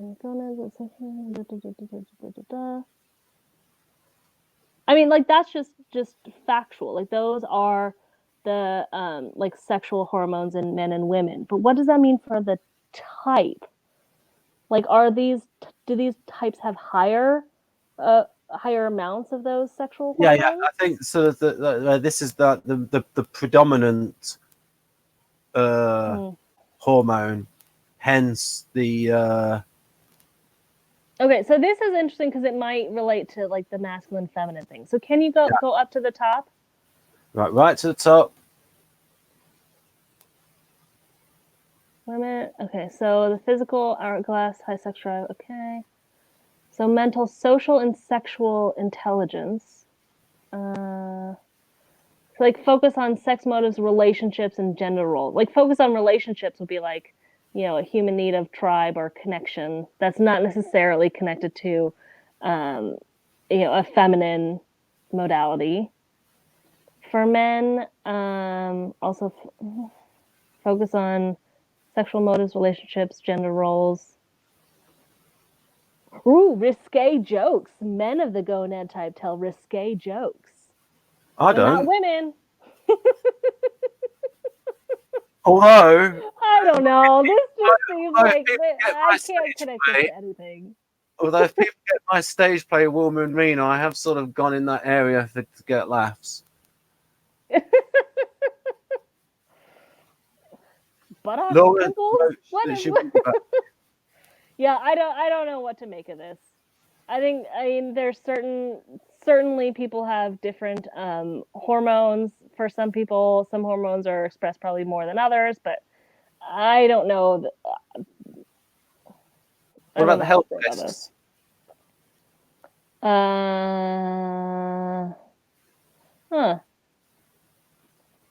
Pineal function. The pineal gland was the other one. That might just be misplaced. Oh no, recessive pineal function. Okay.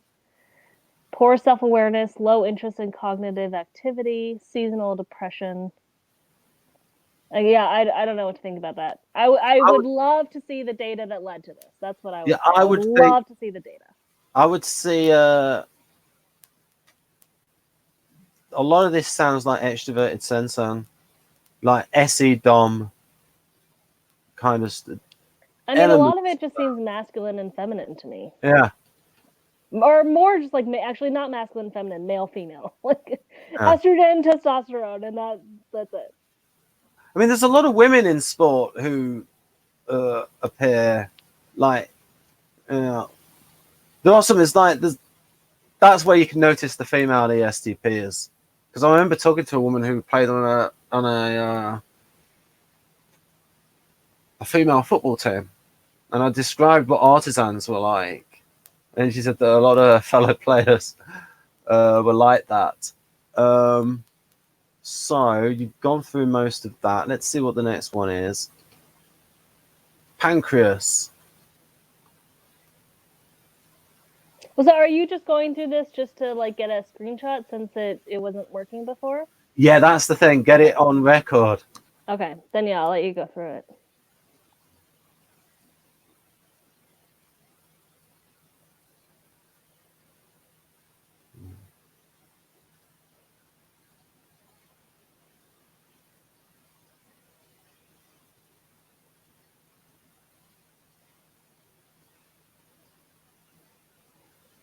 Did Laura jump off? Yeah, I think she wrote that she was going to be back. She put that back in a few minutes. Oh.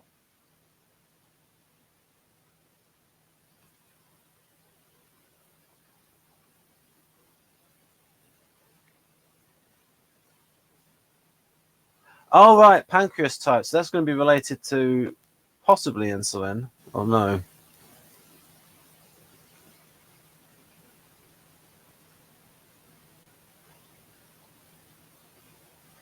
Round face. Yes. Although, Kretschmer did write about the pike-nick faces of guardians. Interestingly enough, if we are talking about faces, Russians tend to have rounder faces. But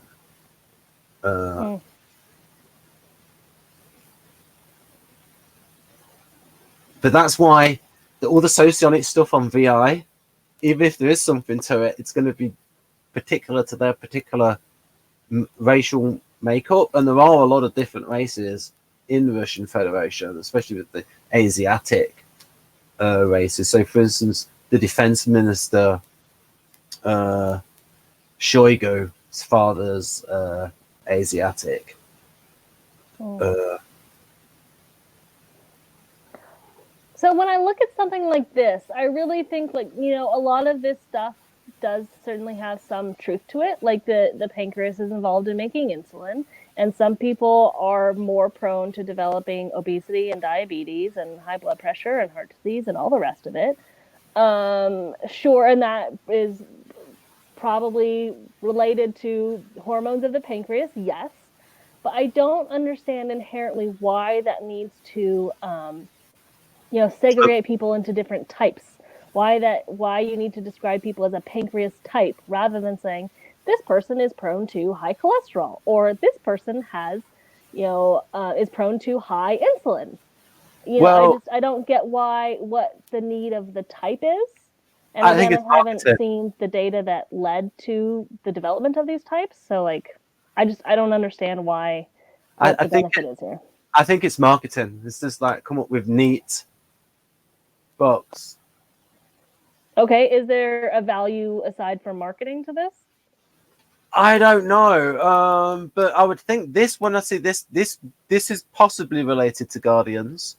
This with the mental, because again, self, others, community, and because it makes me think of the Pike Nick face with. But again, Kretschmer, he didn't want to get. He was like, these are just little things, and it's like little bits, and because I mean, I'm surprised that there are types at all, given all the genetic mix-up that goes on. Personality types at all, or body types like this? Well, both. I'm surprised that they happen at all, given all the crossing over and all things like that. Yeah. Well, I take a very skeptical approach to it. Like, I think we haven't even at this point in time even proven that Carl Jung's cognitive function is real in reality. Like, more as I'm digging more and more into objective personality, you know, I think that they are, but really it is all people's subjective opinions. So it seems more and more like these personality types are true in reality, but like it's still just people getting together trying to, you know, put some sort of pattern together. It's not very concrete. What we can say is the cognitive abilities which we put in the buckets, those things exist. So, for instance, trans-contextual thinking exists. Extroverted intuition might not exist, but trans-contextual thinking definitely exists. So the things that we put in those categories exist. She is back. Hello. So, Laura, we go through this so we can get it captured in a video, because the site is a little bit weird. Should we maybe go through it a little bit faster? Because I don't think that I certainly don't have a whole lot else to Right, okay, so now adrenal. Well, they look a bit more muscular, they do. Right, so you might get more SE DOMs, this kind of thing. What did I call them? Adrenaline junkies? So there might be a loose correlation between SE DOMs and an adrenal type.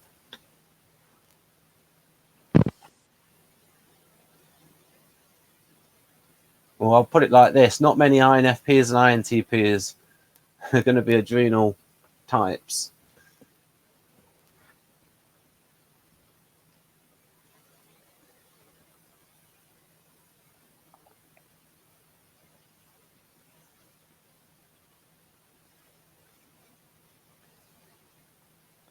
So what do you think is more important, your body type or the actual like physical, emotional, social, mental characteristics?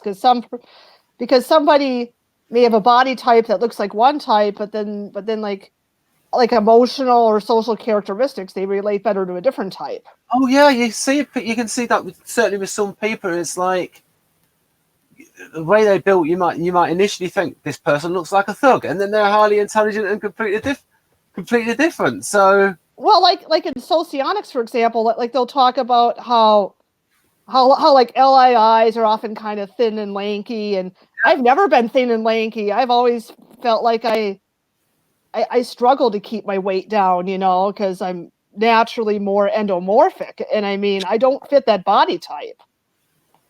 You know, yeah. I mean, because Kersey looked into this stuff, like, and there was a book written called The Atlas of Man, and I think it was William Sheldon, and Kersey was looking into this kind of stuff, and a lot of it has got misrepresented. But then also there's that thing that I showed before with characterology. People tried to find these patterns. As Julia said, we're going to move it on a little bit.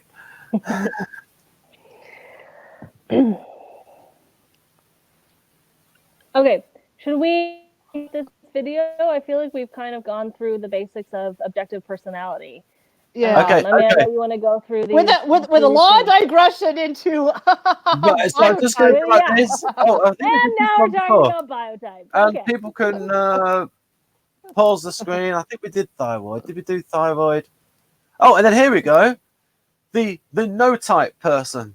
The no type person. Balance. Yeah. I want to be that type. Right, there we go, and then. Oh wow, that sounds like a great type. Look at that. Yeah, I'll be the balanced one, please. Thank you very much. That one's the best type, you know. Yeah, whatever the best type is, I'll be that type. I want to. That's my type. Okay. This is working. This is working. So people Well, want one thing that I really like about objective personality is that they are really careful about, you know, proclaiming that there's no best types or worse types. I mean, just the community in general, the Facebook community, and it's like one of the few Facebook communities I've been in where there's not all this censor hate. In fact, sometimes it's even the opposite. Like a lot of people actually want to be a sensing type. You know, it's. Well, I I mean, think that one of the things they do is like they try to sort of put types that are traditionally, you know, high value types. Like, you know, the intuitives, they kind of shit on the intuitives a little bit. And like the magical INFJs, they kind of like, you know, shit on that a little bit so that people are less likely to just be like, I just want to be the best type. What's that one? I'll be that one. Which people still do that. Right. So, but I mean, to a much lesser extent, I've seen in the other communities, there isn't that bias, and no matter what type you are, you feel like you're. So these articles are now working. I'm going to screen grab the heck out of them, and I'll send them to you, Julia. So it looks like this is the kind of thing that you wanted with papers and resources. Yeah, totally. So yes, we might as well stop. How do you think we should wind up? What do we think we should do next time in the next OP event?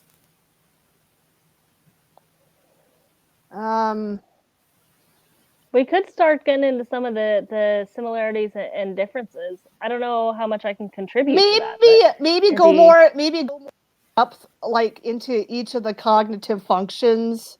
Right. In OP, or maybe like some of what they call like the clubs or letter pairings like ST, NT. What about I noticed something before is what is the OP take on how they do the JP thing for introverts? Judging and perceiving, you mean? Yeah, so for instance, my type, INTP, actually leads with a judging function. Is it a perceiver or a judger in OP? That gets really into observer decider. Yeah. So like, totally gotten away from let's assume that in objective personality you are an INTP, and you'd probably be like the standard version because you seem to use NE an awful lot. So let's say you're TINE, okay? You lead with TE, so you'd be what they call decider type. Objective personality doesn't use judging, perceiving. They use like the terms observer, decider, and then they look at human needs. So your strongest human need would be identity, and you assert your identity on your own TI, your own personal reasons. But they still call the type INTP, and it's got a big P on the end that they say they don't use. Yes, they do, and maybe they shouldn't. Well, they call it INTP, but they don't really perceiving and judging at all. So, okay, I'll give you an example. So my type, ESFJ, is FESI, but there are also jumpers of my type who are FENE. And those would be, their saviors would be a perceiving function, which in objective personality is the human need of gather. So like they would be an NE, gatherer. but they would still be considered an ESFJ because they have the ESFJ stack based on Myers-Briggs. So like they still use the term ESFJ, but it's not. They don't ever talk about the judging functions because the FENEs are like the chaos monkeys, like the perceiver types. So it kind of just means like nothing in objective personality. It's just like nothingness. Right. So it picks up. So objective personality picks up what Galenko calls functional accentuation.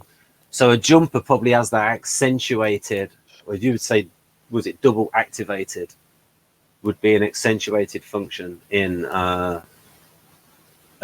humanitarian socionics. Right, so we can stop now. We can go. We're not going to go puff. It was just going to stop recording. Right, we're going to stop broadcast. Bye. Bye, folks. Wavy wave.